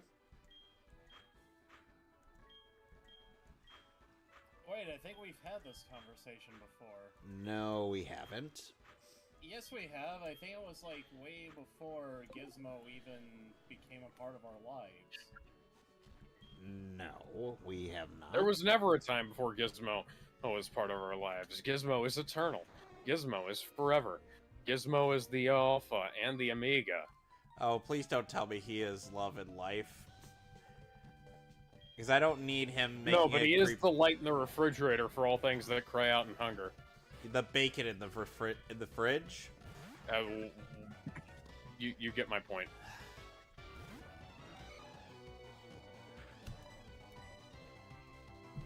Why are these rock types so vulnerable to fucking fire? Because as their special defense is terrible. It's not very effective, it says, as I wipe out 3/4 of its health bar. And like I said, Alex, it may not be very effective, but the thing is that the most rock types don't have a very good special defense. Are you going to take the Pokemon League challenge? Don't make me laugh. You're so much weaker than I am. I'm not like I was before. Oh, you're fighting Silver. Strongest Pokemon with me. I'm invincible. / I challenge you. Whoever wins will get the rights to our record catalog. Okay, then. Axel wants to battle. I seriously cannot... Axel sent out fucking Sneasel. Level 34. Don't make me goddamn laugh. I love how... Wheel in the sky keeps on turning. Oh, and he knocked out Arthur. But Arthur single-handedly took down an entire cave. So, you know. You said don't make me laugh. And did you evolve all of your Arcanine, your Growlithe into an Arcanine? I don't think I have anything that can evolve my Arcanine. Or Growlithe? Growlithe, Alex, where are you, Officer Jenny? Give me a second. Let me Google where to find a Firestone. Okay. Alex, are you Officer Jenny now? Because you just called that Growlithe an Arcanine. Just like she did. No.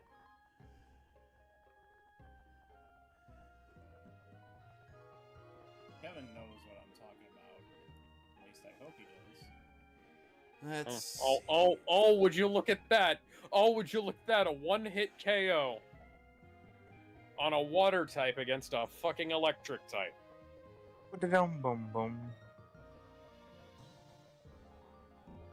Axel is about to use a Golbat. Why the fuck do you have a Golbat in your party, Axel? Because he's back. I've been killing these things like they're they're fucking rats. Froggy used Surf. There's a schoolboy on Route 36 that could give you a Firestone. Froggy wiped out half of Golbat's health bar with a water type move, even though it's a flying creature. Didn't Froggy make Big the cat commit suicide? What? What? Yeah, Froggy made Big the cat commit suicide. That was in a Sonic Axel short. is about to use Haunter. Come out here, Kenya. Oh, would you look at that? Haunter's dead in one peck from my fucking bird.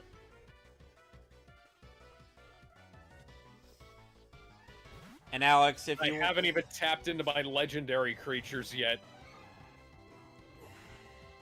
And Alex, another thing is that, Yes, come out here, Hugo. There's a, fisherman in nearby the, nearby Mount Mortar that'll give you a water stone. Hugo, use Dragon Rage. At certain points. Oh, would you look at that? Half of Kadabra's health bar. Enemy Kadabra foresaw an attack. Oh, do you really think so? I love how Will it help you? I love how you're mocking Future Sight. No, it didn't. It really fucking didn't. You're dead. Oh God, you really committed to that grind, Alex. Yes, I did. I am genuinely impressed. You're not. Axel is about to use Feraligatr. Yeah. Will Slash change Pokemon? Yes. And you know what? So that I can taunt you to the most, I'm not even going to pull out my fucking legendary Pokemon. I'm pulling out my Fire Dog.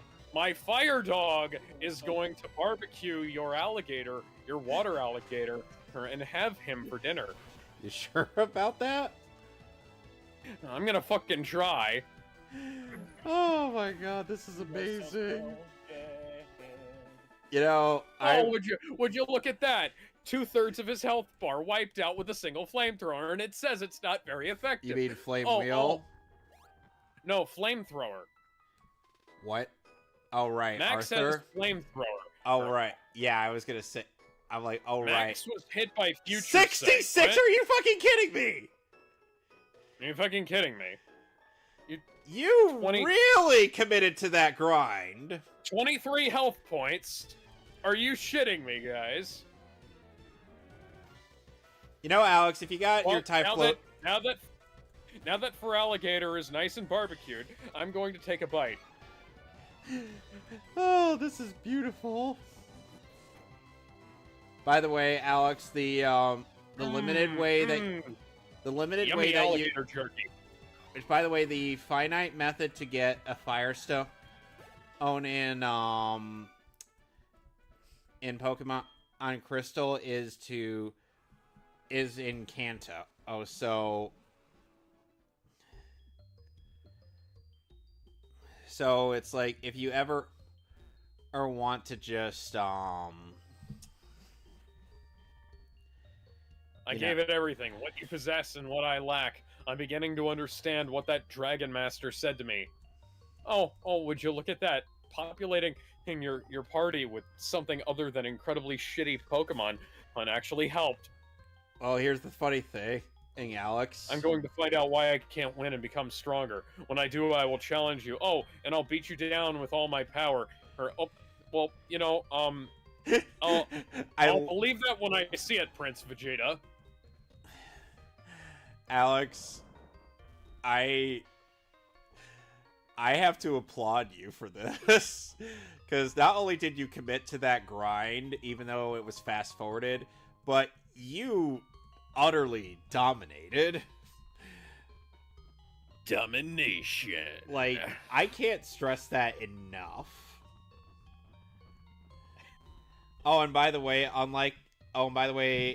in the remake of Pokemon, in Heart Gold, Soul Silver, or for your,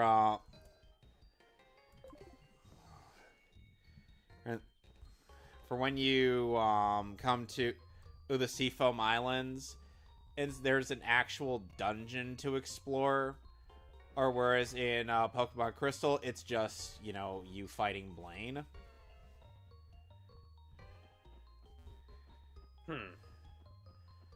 Interesting that they would actually...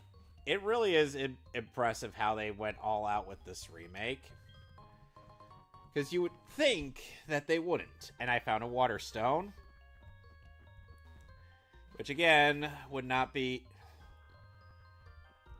Again, I don't think you would be able to find in the original. So, Alex, the Elite Four...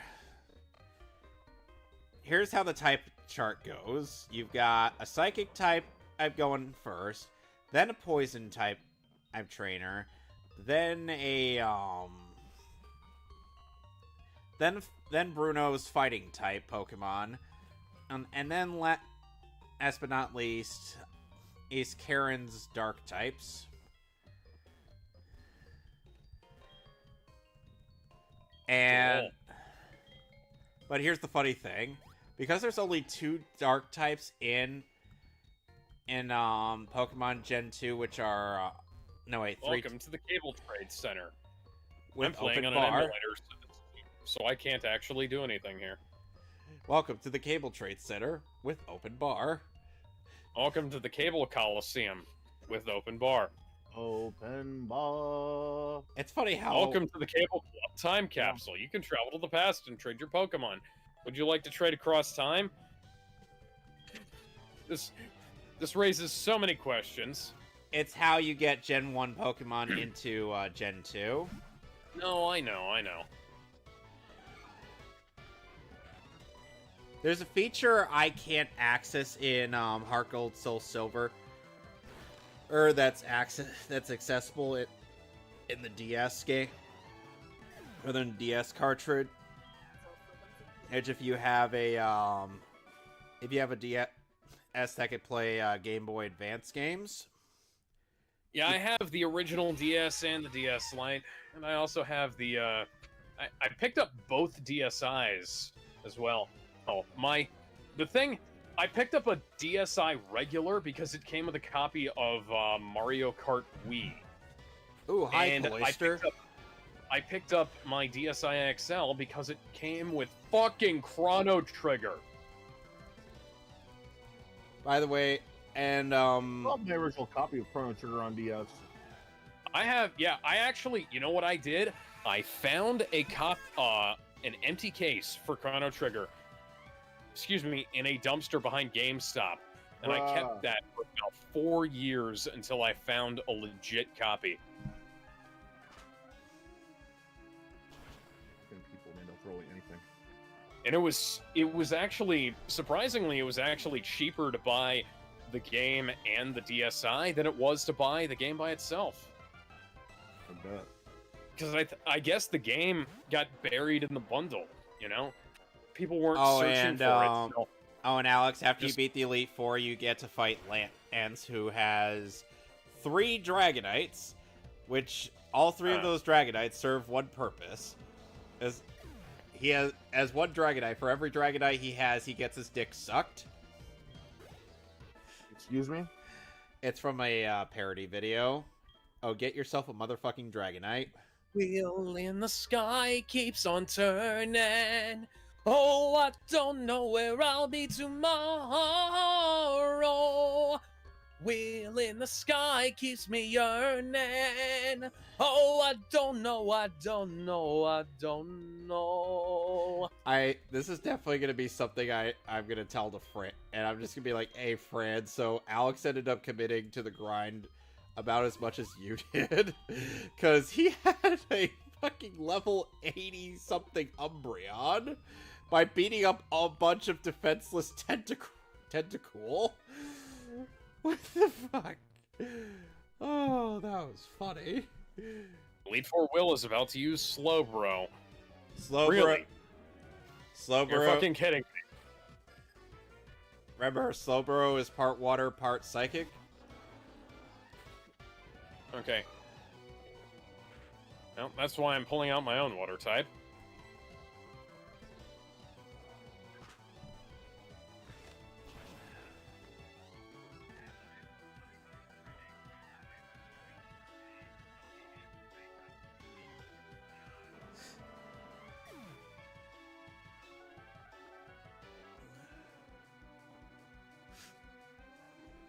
$1080 XP. Fuck yeah. 1080 snowboarding.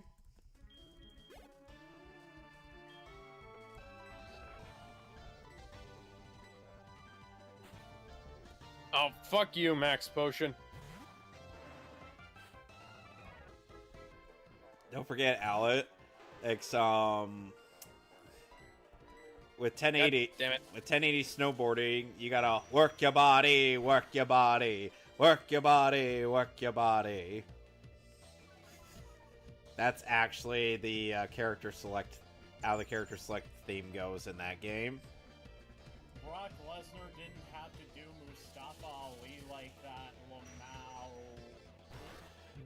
Oh, Fran.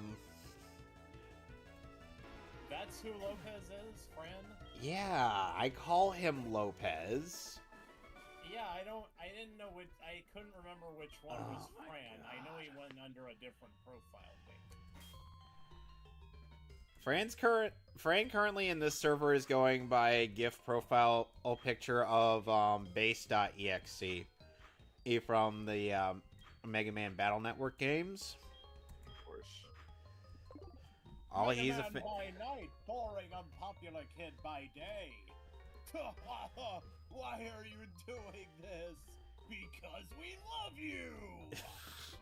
You don't remember that Kerbifer animation, Kevin? I don't think I do. I don't. Kerbifer made an animation for Mega Man Battle Network on his, whatchamacallit, one of his Nintendo videos. Oh. I wonder where Sonic Shorts got that idea from. Sonic Shorts, they're like... Wiped out the whole health bar with an ember. That's hilarious.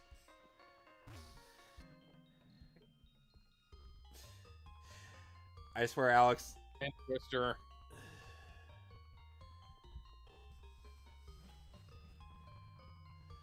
And we're gonna use extreme speed again. Crobat. Yeah, that's Koga's new Pokemon. Yeah, you remember Koga from the Fuchsia City Gym? This is him. Full restore. This is him now. Oh, feel old yet? Not really. Will confuse his enemies. I am so confused! How do you feel about my impression of his version of... I am rated R. Well, let's not forget the fact that Bruto is always the easiest member of the Elite Four. This time he's got 4 fighting types as opposed to 3. There you go, Kevin. I time-stamped it. And by the way, his 4th... Wiped out an Onix with a fucking flamethrower. Okay, so... Oh, his team consists of one Onix, a Hitmonchan, and a Hitmontop, as well as his Machamp.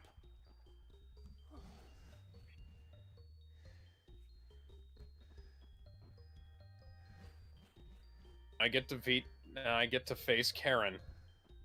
Yes, Karen, who only has 3 dark types, which consist of Umbreon, who is the tankiest thing you will ever see, a Murkrow, and Houndoom. Damn it, Okay, well I made it all the way to the end, and then I ran out of HP. But hey, I got almost all the way to the end, so that's cool. Wait, you ended up dying? Yeah. You whited out? Yeah.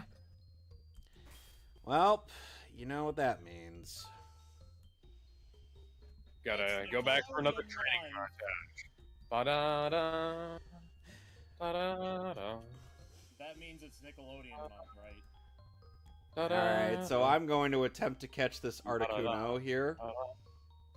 Do you have any words of wisdom to say to us? I'm gonna get everybody to level 50, fuck it.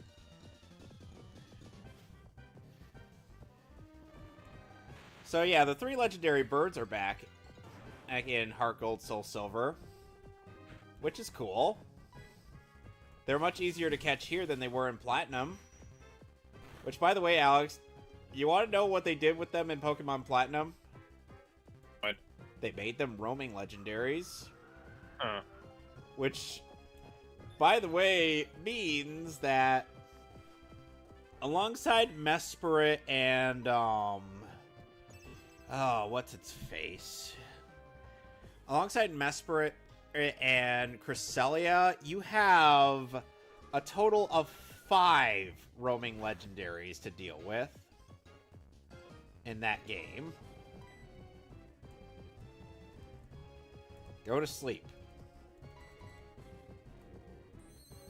Ooh, cold. And my Gengar can't help but smile. Go to sleep.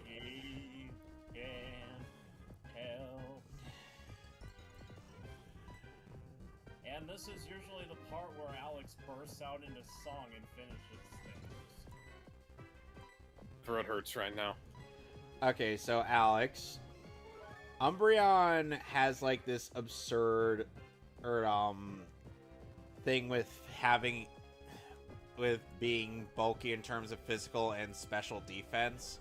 So it'll try to wait you out until you almost one-shotted that Umbreon. So I just need to make sure that everybody reaches that, more than one Pokemon reaches that final battle. Yeah. I'll be alright. And you also might want to pick up some revives. Yeah. And some potions. I went in there with no potions, and I realized that, and I was like, yeah, even someone like me who trains up his guys up to level 50 for this gen, and would gather up a whole bunch of like full restores and whatnot. Because you don't get to be Pokemon champion without spamming full restores. No one's going to get that reference.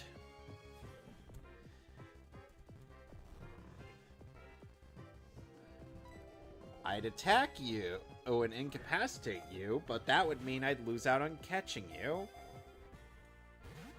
And I don't like doing that. Oh, so a little bit of shitty gaming news.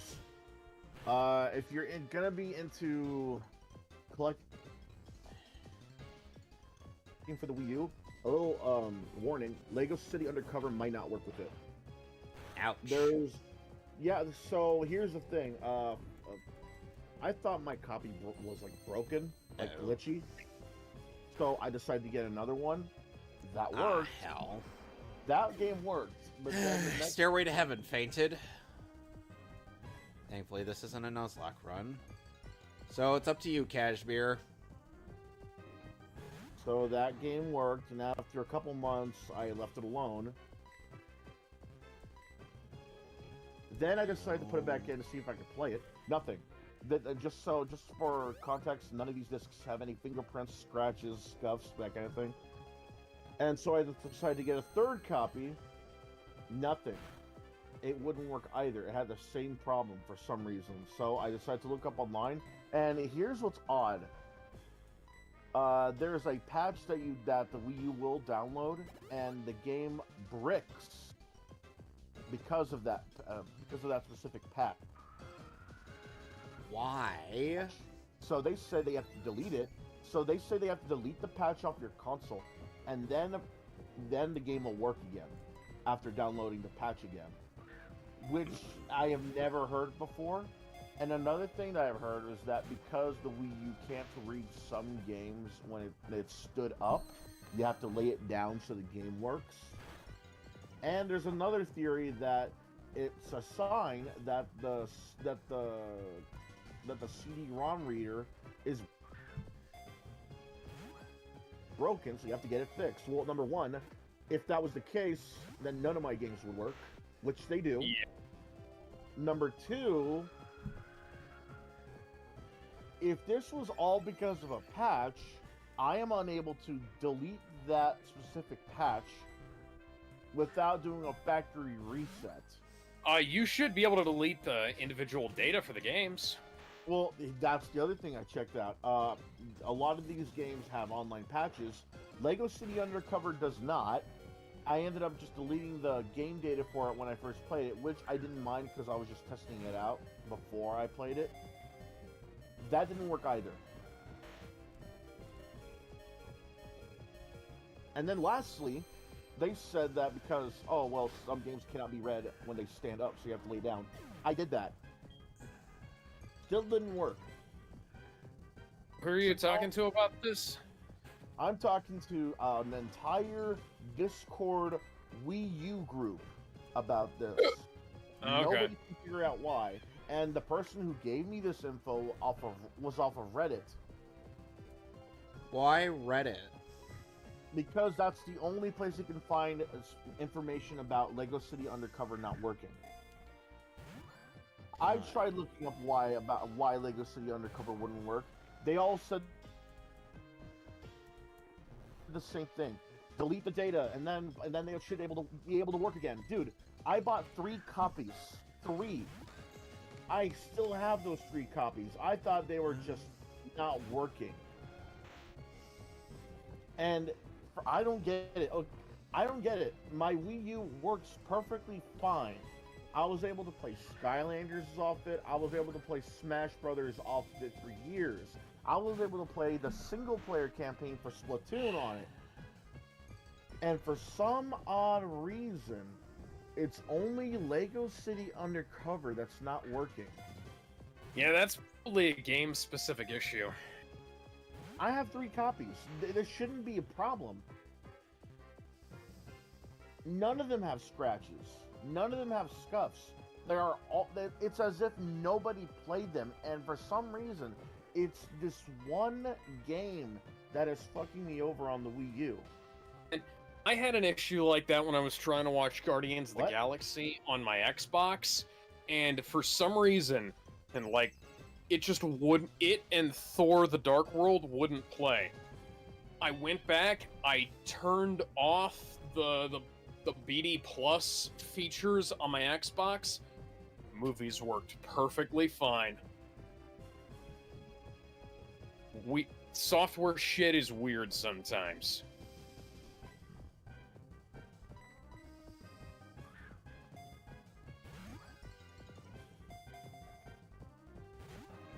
Makes me really second get it.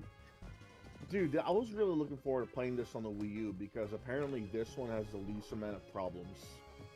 Yeah, I've heard that. And I would actually get to use the Wii U pad on something too. I really don't mind the Wii U pad. I think it's genius. I love it. I just don't like the fact that a lot of AAA developers are like, "Oh, we can't put our AAA games on here." Okay, then don't. Why didn't we get like a whole Mass Effect collection instead of just Mass Effect 3? I don't know. Like the 360 We got the games, trilogy. 360 Talking games, about on Wii U. no Xbox 360 on Wii U. Yeah, they could easily play on this thing if they were able to just port them here. And I could see the Wii U gamepad being used to like guide your comrades and command them to like stand behind certain walls and stuff like that. Relying on the AI in Mass Effect 2. It's just gonna be shitty that it's gonna be years later that modders and fans of the Wii U are gonna be the only ones that Mass Effect 2, funnily enough, is the only one where your decisions actually matter. What, Mass Effect 2? Yeah, because the decisions you make in the first game will impact stuff in the second game. Oh, I know about that. And your decisions in that game will affect what goes on in that game. But with Mass Effect 3, it's like none of that matters. I know about the whole... None of this matters.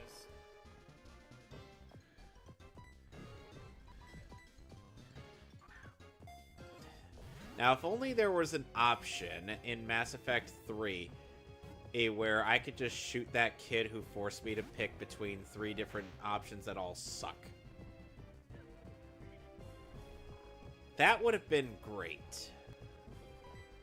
But there's not.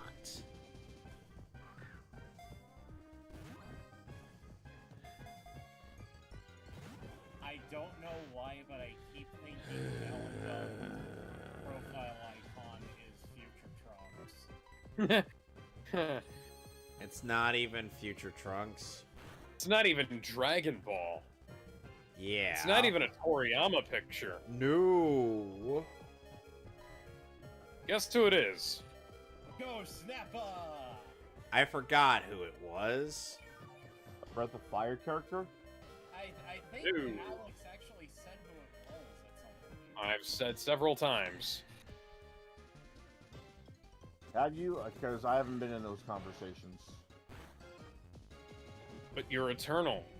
You're everywhere and nowhere all at once. He's not Schrodinger's cat.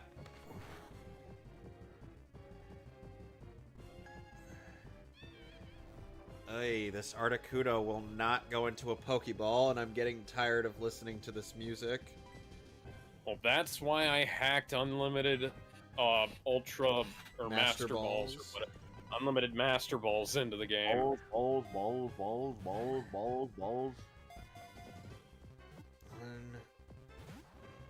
Ugh. This is what I get for trying to play fair.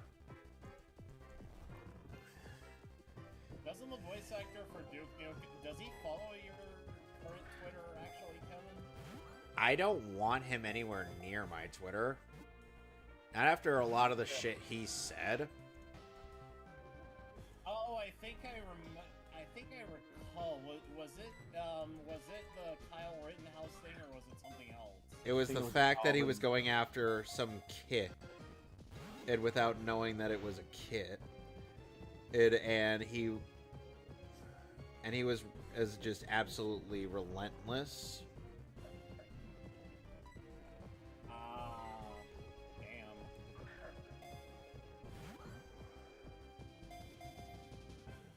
Give me more experience. Particle but more than a little blip. I am. Go back to sleep, you stupid bird. I'm gonna keep trying to see what makes. I'm gonna keep on trying to see what can make my copy of Lego City Undercover work on my Wii U, because this is ridiculous.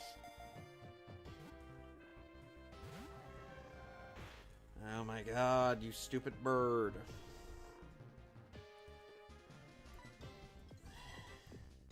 Or as Joseph calls it, Burb. B-I-R-B. I know.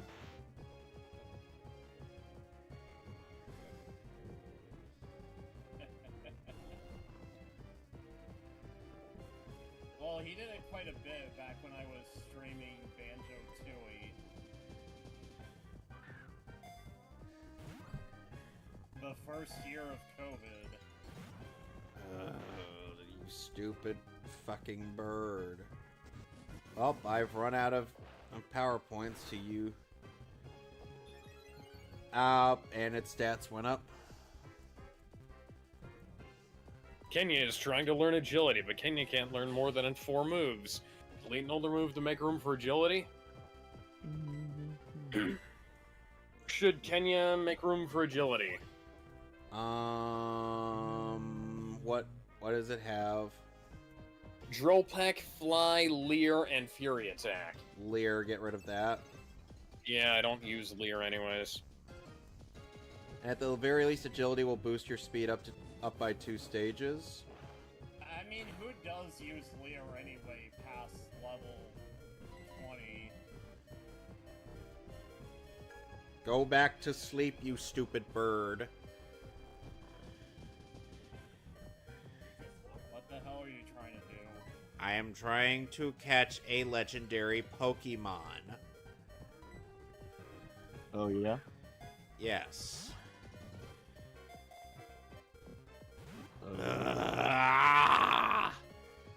At the very least, this isn't Pokemon XD Gale of Darkness, where I have to not only catch Articuno, but also Moltres and Zapdos in the same battle. Alright, this is gonna be a question for Gizmo, but since Alex is avidly against NoFap, I guess this is a question for him too. Which porn site rules them all? Not Pornhub, not anymore. Cheetah is trying to learn Mist, but Cheetah can't learn more than 4 moves. Delete an older move to make room. No. Okay, no to Mist, okay. Alex says Mist is a terrible movie. Alex says the search feature of Pornhub is literally broken. Yeah. Yeah. Pornhub screwed themselves in my books when they took down the Ultimation channel, even though we had, safe for work content. They literally nuked the entire safe for work section, which was doing pretty goddamn good. Like, why didn't you just create a fucking VidHub site and create a safe for work? Source to come back. They got rid of half of the amateur content, if not more.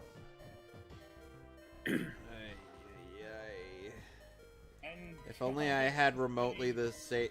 If only I had remotely the same amount of luck as Red did when catching this thing. Alex said legit Blu-ray collection. This stupid bird will not let me catch it. Did you guys see that Vinegar Syndrome is picking up old 70s and 80s porno movies and putting them out on UHD? Wait, who? Really? Vinegar Syndrome. They're a boutique distributor, or like, excuse me, like I open up Blu-ray.com a lot, and I check out the pre-order section, and one of the pre-order sections was, let me see if I can remember what this thing was called.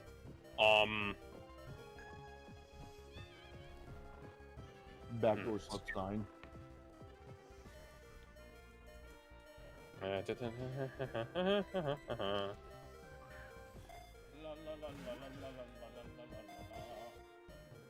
One. I can count to one game. Do not patronize me.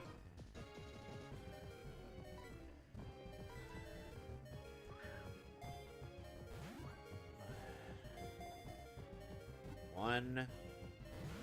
Ugh. Alex, the game is actively patronizing me. Huh. Okay, so the movie... Paddleball as well. Okay, so they put out a movie called Tammy and the T-Rex. That's on UHD. That is an incredibly unusual thing to put out on UHD. But they also put out they've also put out Miami Connection on UHD, and a film called Invisible Maniac, another film called Dracula Sucks.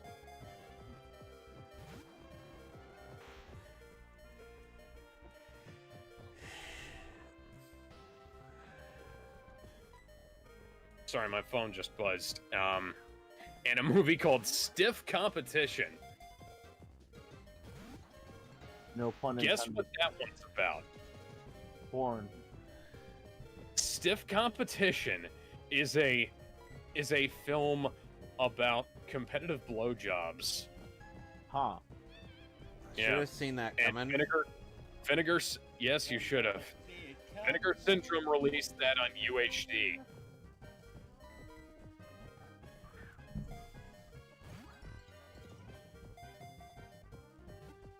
Unfortunately, a lot of Vinegar Syndrome's discs are like $50, including their Beastmaster disc, which I would have bought Beastmaster if it had been cheaper, but Have you ever heard of Furry Force? What? Oh, hold on. There's a parody video. There's a parody of Sentai. It's called Furry Force. And yes, thank you. Thank you, Mason, for getting it, so I don't have to explain too much. Yeah, it's a. Why are they so sexy? God, I actually remember that, and it's been years since I've seen it. Funnily enough, a Fire Emblem Fates shitpost was what directed me to that video. I'm not kidding.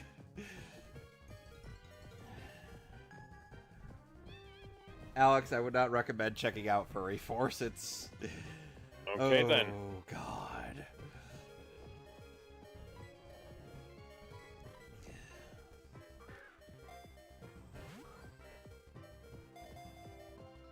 One, two... God damn it, you stupid bird. It's sleeping. How does it struggle in its sleep? Wait, which legendary bird are you trying to pick? Articuno. What game are you playing? SoulSilver! What? I didn't think you could get one of the first generation birds in the region. You can get all the first generation birds in this game, and Mewtwo. Oh, no shit. I'm dead serious. Arthur grew to level 49. Come fly with me. Fly will fly away. One. I also know Fuck. I also know that Ren and Stimpy parody. Come fry with me, let's fry an egg.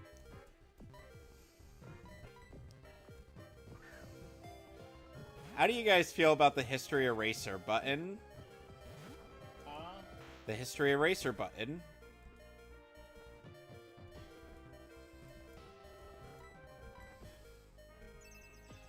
Try not to think about that. wonder how Nostalgia Critic feels about the Ren and Stimpy Adult Party cartoon. Probably the same way everybody feels about it. Uncomfortable. Yeah. I actually saw that when I was 12. Huh.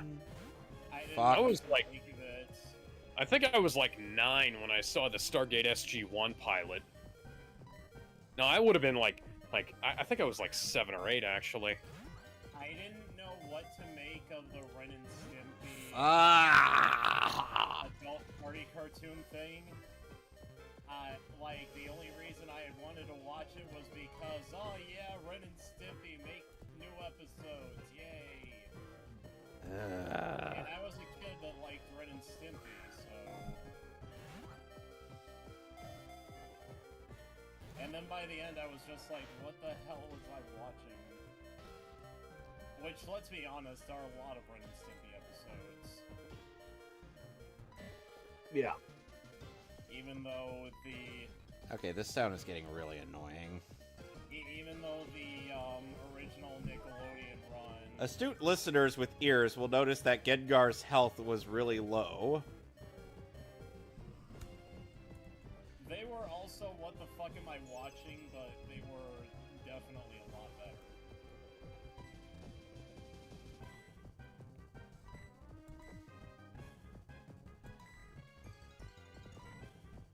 John Crixfalusi is Stephen Hillenburg's Goku Black.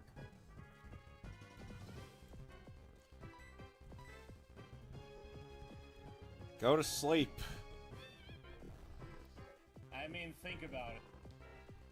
Both have created children's cartoons. And both cartoons that they create became wildly successful on Nickelodeon. God damn it. But what makes John K. Stephen Hillenburg's Goku Black is because, well, John K. abused children and Stephen Hillenburg loved to entertain children. Yep. I'll be back. Alex, can someone explain... Alex, can you explain to me how a Pokemon can struggle all inside of a Pokeball while it's sleeping? Very good question. John K. got fired, Stephen H. just straight up left. And John K. got fired, and yet they still kept Dan Schneider around. Huh.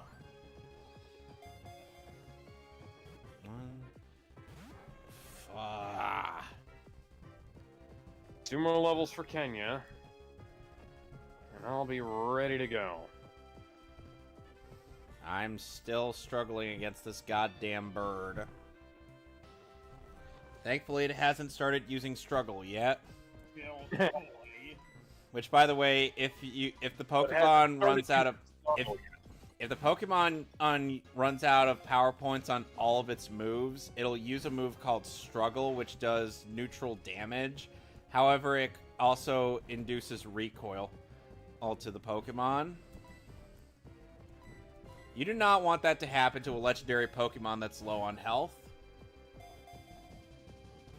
1, 2, 3. God damn it!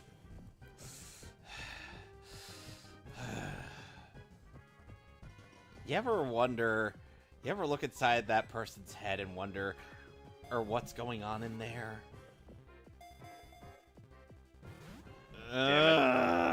This fucking bird. And it woke up again. You don't have any attacking moves, you stupid bird.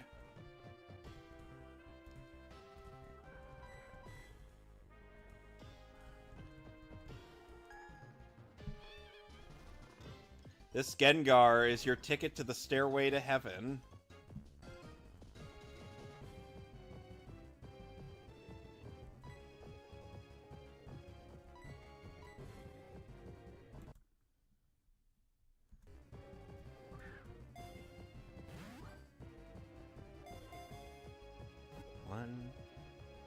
Fuck.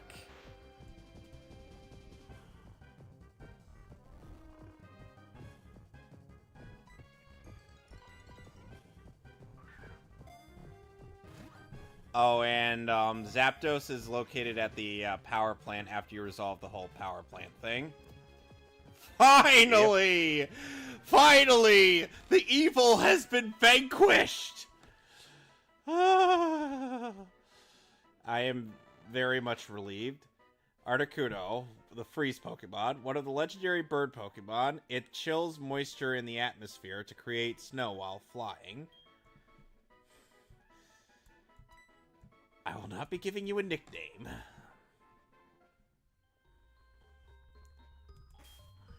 Do I have an escape rope?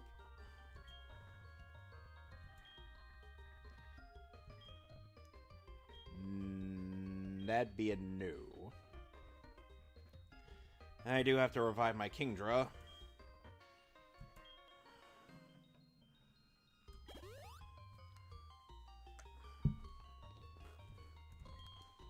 Why do I get more XP from a fucking Golbat than I do from beating a Rhyhorn? You got me there. Like 600 XP from the... Yeah, 618 XP. Alex, like 500 that's from the that Rhyhorn. one. Alex, I don't think you were fighting a Rhyhorn there. I think you were fighting a Rhydon. Oh, Rhydon, whatever. Right on this dick.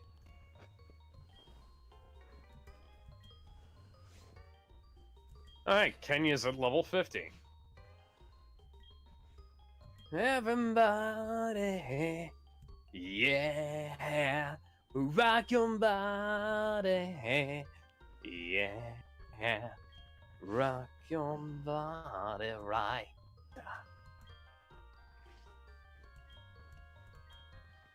Jeez, my base stats are already all maxed out. Damn it. Damn it, damn it, damn it! Oh, wow. Oh, Piccolo's doing a your dad. Damn it, damn it, damn it! See? I was doing the robot chicken alien thing, actually. I think that's where Team 4-Star... I think that's where Team 4-Star got it from. Damn it, damn it, damn it!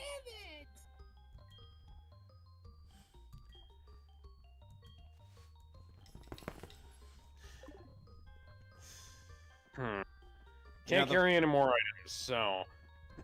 It's a good thing I have unlimited inventory space. How do you get that? And, you don't get it until Generation 4. I or when? I don't... You get a larger... I've already had this conversation with you.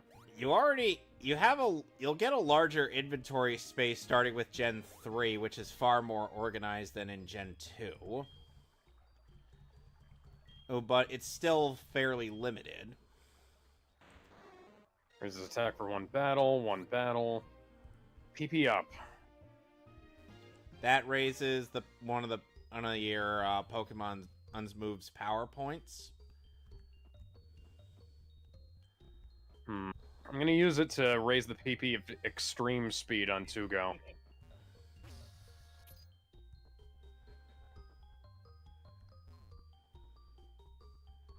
Okay, I have a calcium. Who should I use it on? Calcium. Okay, so calcium is something that you use to raise the base special attack of your Pokemon, so it'll go up a few points. Yeah. So who should I use it on? Who do you think needs it? Or either no idea. Okay, who do you think and could use a bit of... Okay, who do you think that has a good enough of special attack could use a boost? I don't know what that means. Oh god, no. No, my Space Invader, she wants to lick me. Alex, what do I do when my Space Invader wants to lick me? Huh? What do I do when my Space Invader wants to lick me? Her. What? Let her. Why? Because she wants to be friendly. I get that she wants to be friendly, but do you not realize that she is crazy? She is a pit bull. Yes. Let her. Alright, let's go fight Blaine. I've been putting this off for a bit too long.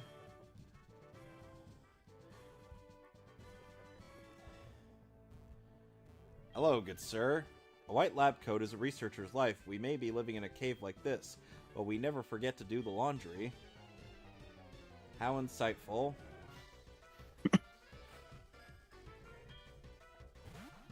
Ooh, Arcanine. Go, Stairway to Heaven. I swear, my Gengar has been through quite the ordeal, Alex. Having to face off. Knows all that glitters is gold, and she's buying a stairway. Oh dear. Okay, so I have no idea who needs more special attacks. So what's the thing? Okay, give it what to does it you. do? It boosts your base special attack up by 2 points. What does special attack do, I mean? Okay. Your special attack is the moves like fire type, like in your gen, fire type, electric type, grass type, water so I types. give this to Max. I was gonna say give it to your Typhlosion. I'll give it to Arthur then? Yeah. Okay. Rare candy. Which raises your Pokemon's level up by 1. Yeah, I see that. But doesn't it also cripple your stats? No. I have a Sunstone. I don't think that's useful. It's only useful on Pokemon that can evolve with it, like Gloom and Sunkern. Sadly, Sunkern is worthless. As is Sunflora. That's so low when you use rare candies, though, Kevin. Not really. It's just it's just essentially a rare candy's kind of they don't give out effort values. That's what it is. Is your effort values are based off of the Pokemon that you have fought. Whoa, overheat.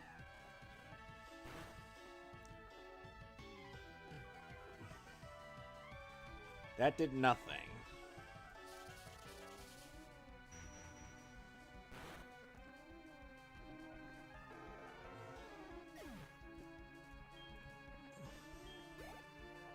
You know, I think there's an item storage on your PC that you could use. Oh, yeah. I know I don't really use it, but... I had to put my key items in there the last time I played Pokemon Blue. Blue. I have a bunch of Apricorns. I have a Moonstone. I have a Repel. I have a Super Potion. Super Potions are not useful at this point in the game. Well, they are, kind of.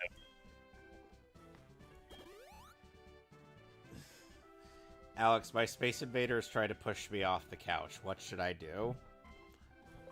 Assert yourself and hug her. I can't. I'm playing the game.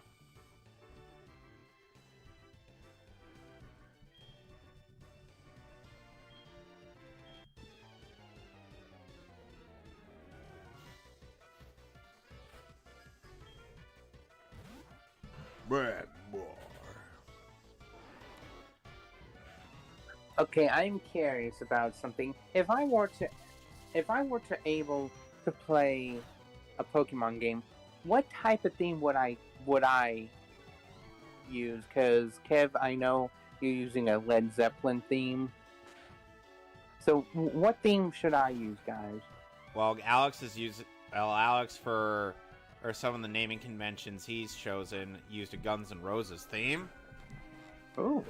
She's got a smile that it seems to me reminds me of childhood memories when everything was as fresh as the bright blue sky.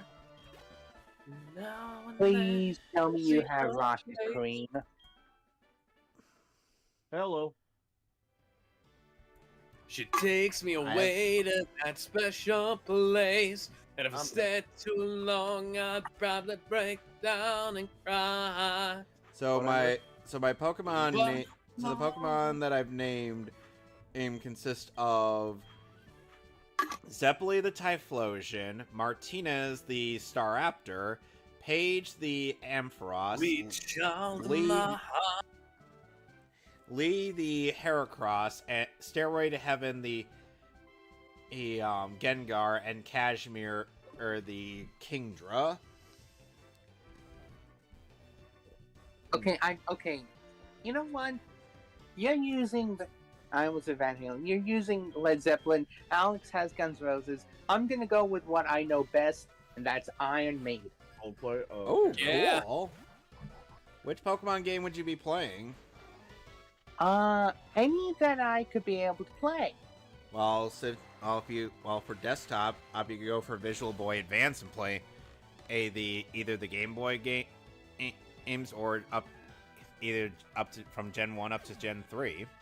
Your laptop should be able to handle any emulator. Well, considering one of my all-time favorite Pokemon is Blaziken, Emerald would be the way to go. Okay, then.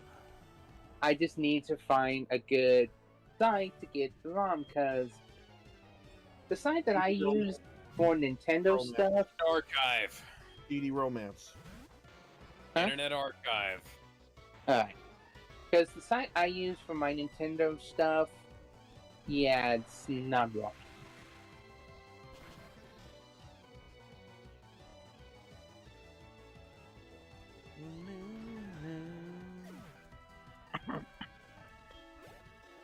Oof. I remember one of the longest streams we've ever done was the penultimate stream of Arkham City. Yeah. I can't remember what I was playing when we did that. I think you were doing Uncharted 4. Oh, yeah.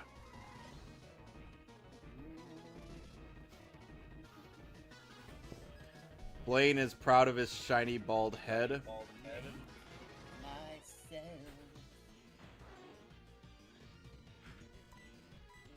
Hey, I remember that song was also playing in Drunken Punk's Irate Bullshit Show video. The Golden Funnily State enough, remember that there's one? Yes. Funnily enough, there's an interesting thing in Pokemon Emerald, and this is only in Emerald, well, that if you get at the Pokédex entries for every single Pokemon in the Hoenn Dex, and I stress the Hoenn Dex, not the National Dex, which is 202 Pokemon, not a Hoenn, or just 200, or just the 200 without Deoxys and Jirachi. You will be able to get yourself a choice of one of 3 Johto starters. Interesting. But like I said, you'd have to get at Pokédex entries for every a one of those 200 Pokemon. As in, you'd have to catch them. Yeah. Well, I feel like that'd just be something I'd do anyway. Trying to catch them all. Well, at the very least with an emulator, that could be possible, since you could just make it so that you can encounter whatever you feel like. No, I think I'll just let nature take its course. Well, Emerald, it's not feasible to get them without trading.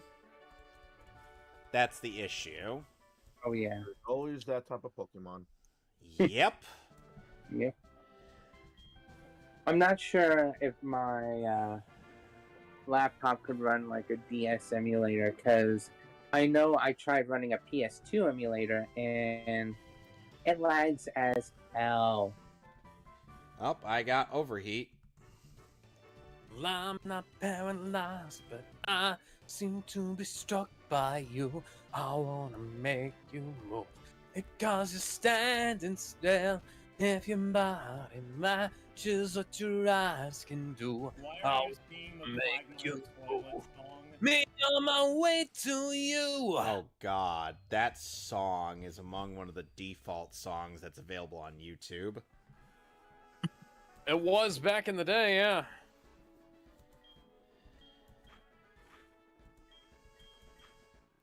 Remember, My dad loved it.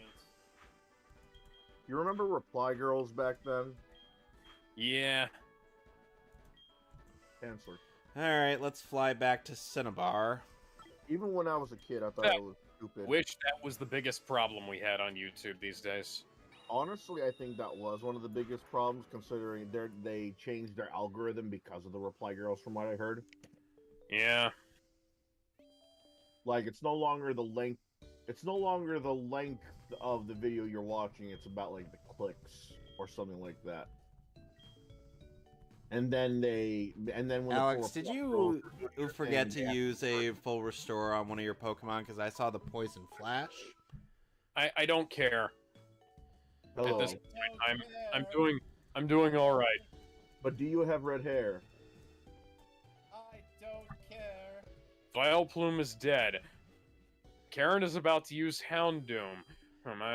You know what? I'm gonna bring out my dog. My dog is cuter and fluffier and a higher level than your dog. If And you guess want to what? battle me, for He breathes real, fire. come to the Viridian Gym. I'll be waiting for you. Oh, would you look at that happy health bar in one hand? Whatever you do, I'll be there right Sky away. Oh, I don't know, I don't know, I don't know. Strong Pokemon, weak Pokemon, that is the only selfish perception of people. Truly skilled trainers should try to win with their favorites. I like your style. You understand what's important.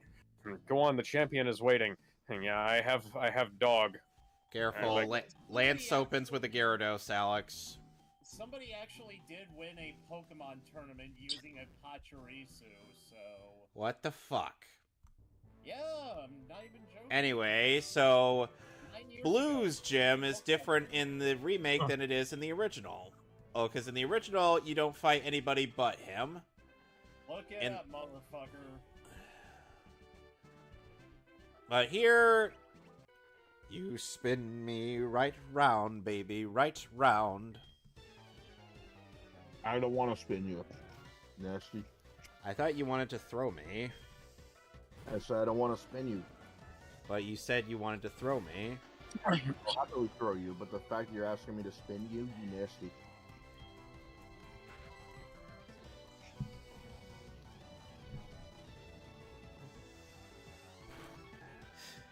And I think, Alex, once you're done with this, you'll be able to start Kanto.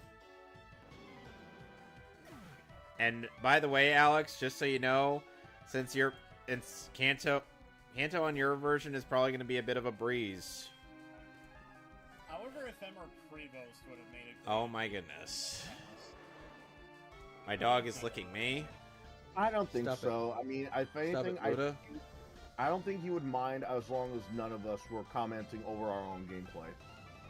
We would find it too distracting. Who, Emmer would? Yeah, Emmer. Straight up Emmer Prevost would find it annoying and maybe distracting. Oh, boo fuckity who. I mean, it has interrupted a lot of conversations. Again. Including your own. Again, boo hoo. Didn't I just say it also interrupted your conversations too? I care not. Fine. What happens, happens. It's that simple. He probably also wouldn't join for the same reason Silent Rob doesn't want to join.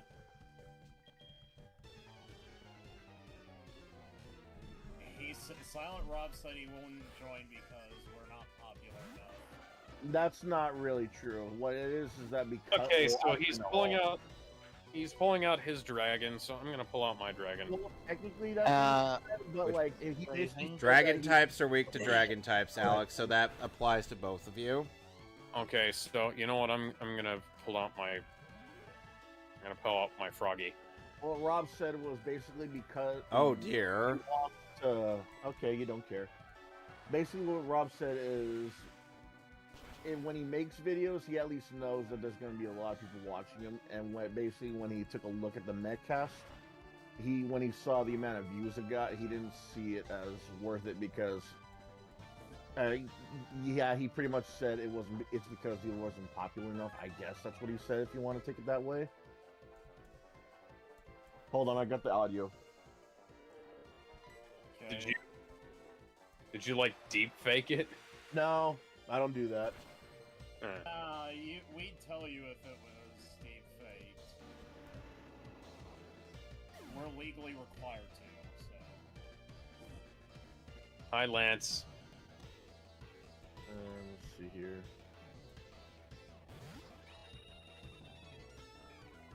Okay. Tell me if you can hear it. Yeah, I don't think so, dude. I mean, I'm not a dick or nothing, but I mean, looking it up on YouTube, it really doesn't seem like they get really too many views, man. I mean, a couple hundred views. I mean, I'm just to that age, dude, that if I'm gonna do something or a podcast or invest any kind of time in it, it's gonna need to actually be seen and, you know, at least get a few thousand views and shit, dude.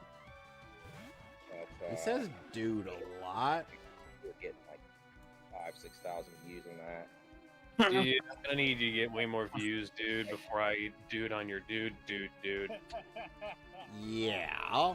Man, Asa needs to be in those voice call right now. He's friends with Silent Rob, and I have no idea who Silent Rob is. There is no hard feelings, man. And sometimes I don't even want to come on here. Yeah, I don't think so, dude. No, Asa would think it was funny. Yeah, just so you know, this clip, I'm not able to scroll through it. Yeah, sometimes I'm just, I don't feel up to it. But Asa should have been in the voice chat when y'all said, he says, dude, I'm sure Asa would agree. Yeah, I'm just to that age that I'm gonna do something. Okay, I think you could stop looping it. What are you gonna do? You know, at least get a few thousand views and shit, dude. Dude. Gyarados used Hyper Beam. You know, the last message. Oh, you knocked out my Froggy. A couple of days ago, saying. Gizmo, I understand his point, but I'm like, I feel.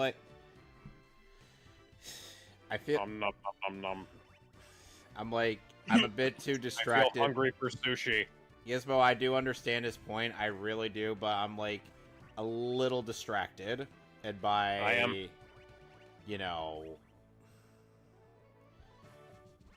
I am a hungry dog. By and I his am particular method of articulation. Aerodactyl? Are you fucking shitting me? Where'd you get that? I thought there was only one of them.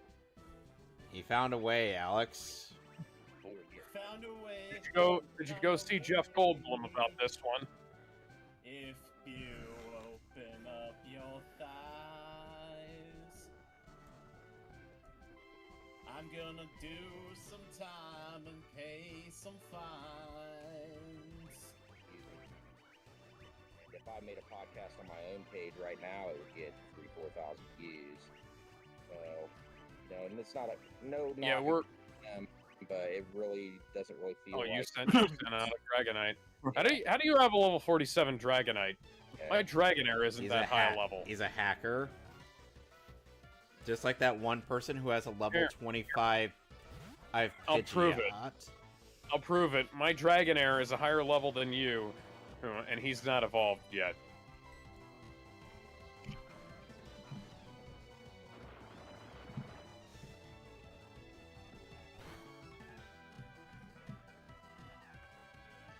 It's...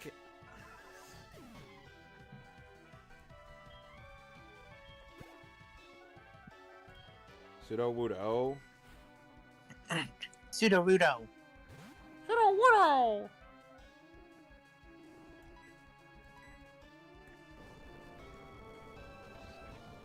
By the way, this gym's gimmick is the usage of Trick Room. beat you by using fucking Aurora Beam. Oh, look. Oh, is it a Charizard? Oh. Hi, Charizard. Well, at least it looks dragon-esque. Oh no, would you look at that? I am definitely going to lose this fight, guys. There is no way I'm going to win this.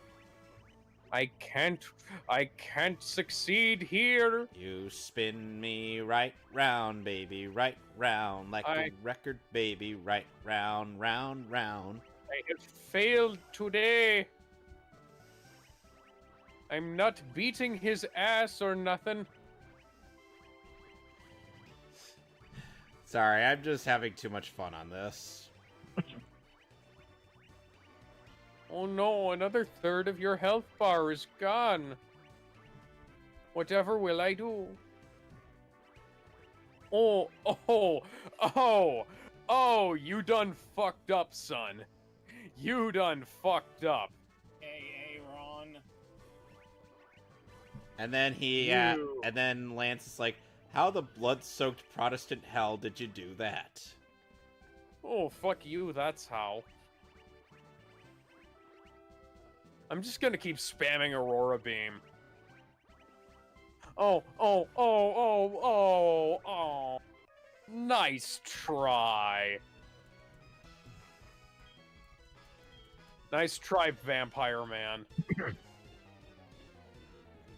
Well, Alex, good news.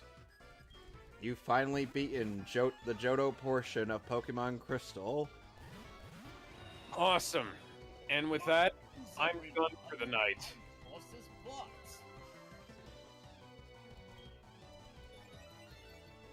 Oh my. Mary, oh no, it's all over. Professor Oak, if you weren't so slow. Hi, Professor Oak. Ah, Slash, it's been a long while. I've been plowing your mother. But I thought you were plowing Red's mother. I'm also plowing Ash's mother. Your conquest of the League is just as impressive as my conquest of Ash's mom. But I thought you said you were plowing my mother. I am, just not at the moment. Your dedication, trust, and love for your Pokemon made this happen, just like my dedication, trust, and love for your mom. Your Pokemon were outstanding too, just like my penis. Because they believed in you. They believed in the you that believed in you. Oh, great. This Porygon 2 just used Trick Room. They believed in the you that believed in them, that believed in the you that believed in you, that believed in them, that believed in you. Isn't May Delilah and Professor Oak's kid? No. Oh. What? Don't you remember? No. Oh, May. Secretly fucked, and then they had May shipped out to Hoenn. May is actually Norman's daughter. It's been a long time since I last came here. This is where we honor League champions for all eternity. The Pokemon are also inducted. A trainer who feels compassion for and trust toward all Pokemon. A trainer who succeeded through perseverance and determination. A trainer who succeeded through hacking the game to had unlimited Master Balls or Ultra Balls. Yeah, Master Balls to the game. Balls. Allow me to register you and your partners as champions. Harassment moment, aren't you? Sexual harassment. I said Ventrilo harassment. New Hall of Famer, Poliwhirl Froggy.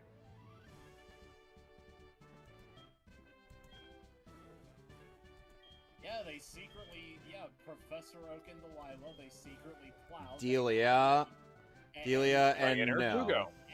And then they shipped her off to Hoenn. That's not. Suicune Cheetah. You do realize that Norman, aka May's father, is married, right? God damn it, Hero, Kevin, and did you not get my reference? Your reference is stupid. They're married. You don't remember what happened in the Orange Island saga? I refuse to put this girl in a 168 fear. Pokemon Why? seen, 30 Pokemon owned, 647 hours. of course, you know, speeding up for grinding. Yep. Damn it, Kevin. I ruined Pokemon your... Crystal version staff, and now we're playing the credits. Satoshi Tajiri, the director. Rest. Are you sure it's not a good idea to do rankings on the Power Ranger intros? That okay, so who here has seen all the Power Rangers intros? I have not. Yeah, Kevin has seen Mighty Morphin. I've seen a lot of them. You mean Not Mighty all Morbin? But wouldn't it be more more interesting to hear from an outsider's perspective as well? Morbidly obese. I mean, Also, yes, it's very interesting to hear an outsider's take.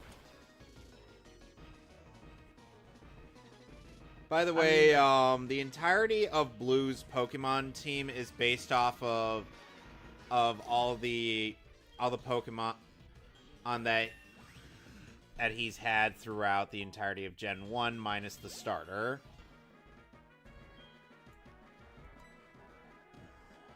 So this is heavily implying that you got all 3 starters, but Blue got nada.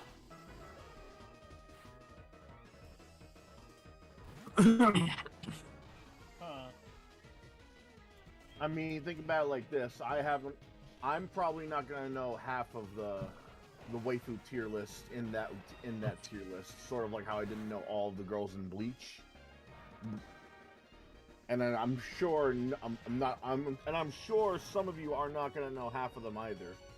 So, the funny thing is, like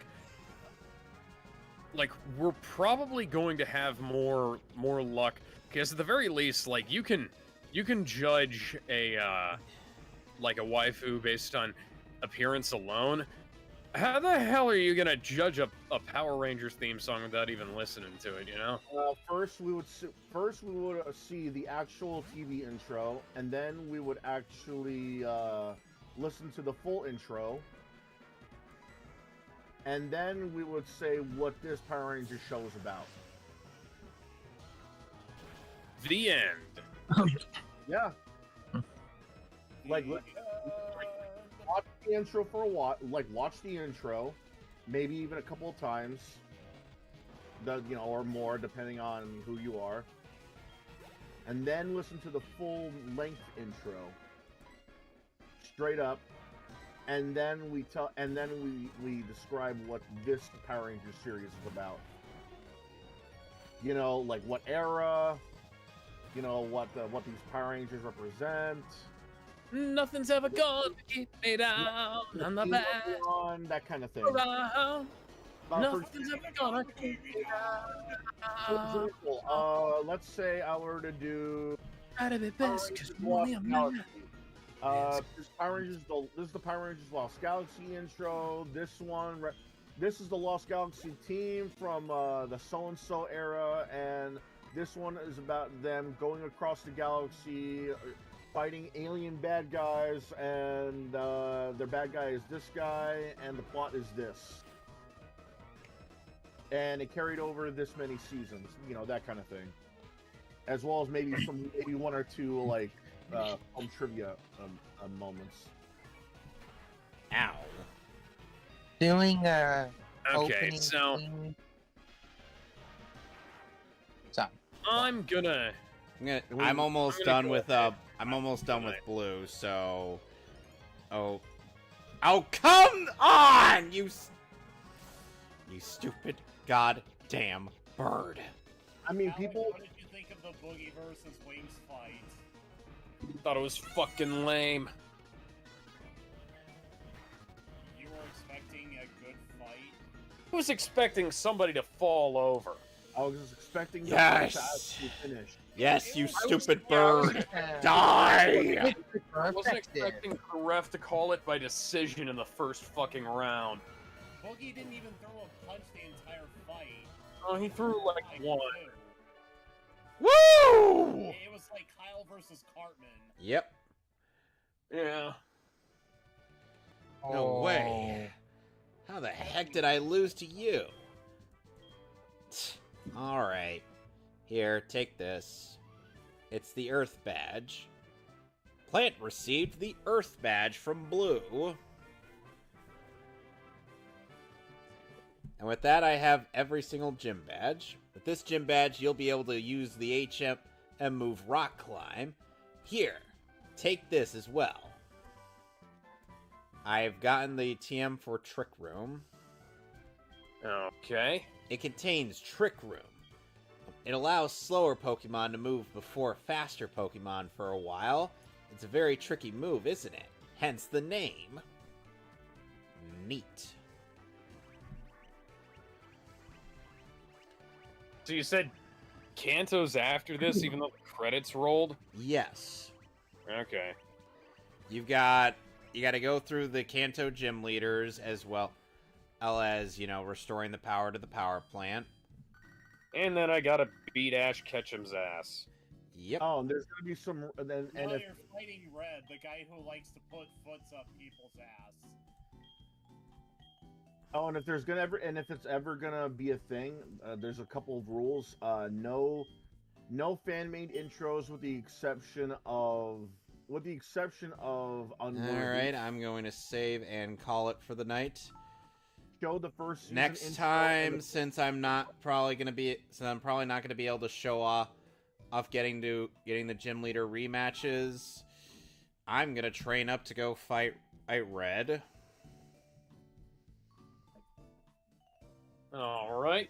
Well, we'll be facing off against Red almost simultaneously, I believe. You sure about that? Oh, you're further into I've Kanto gotten all the badges. Oh, I didn't know that. He just got the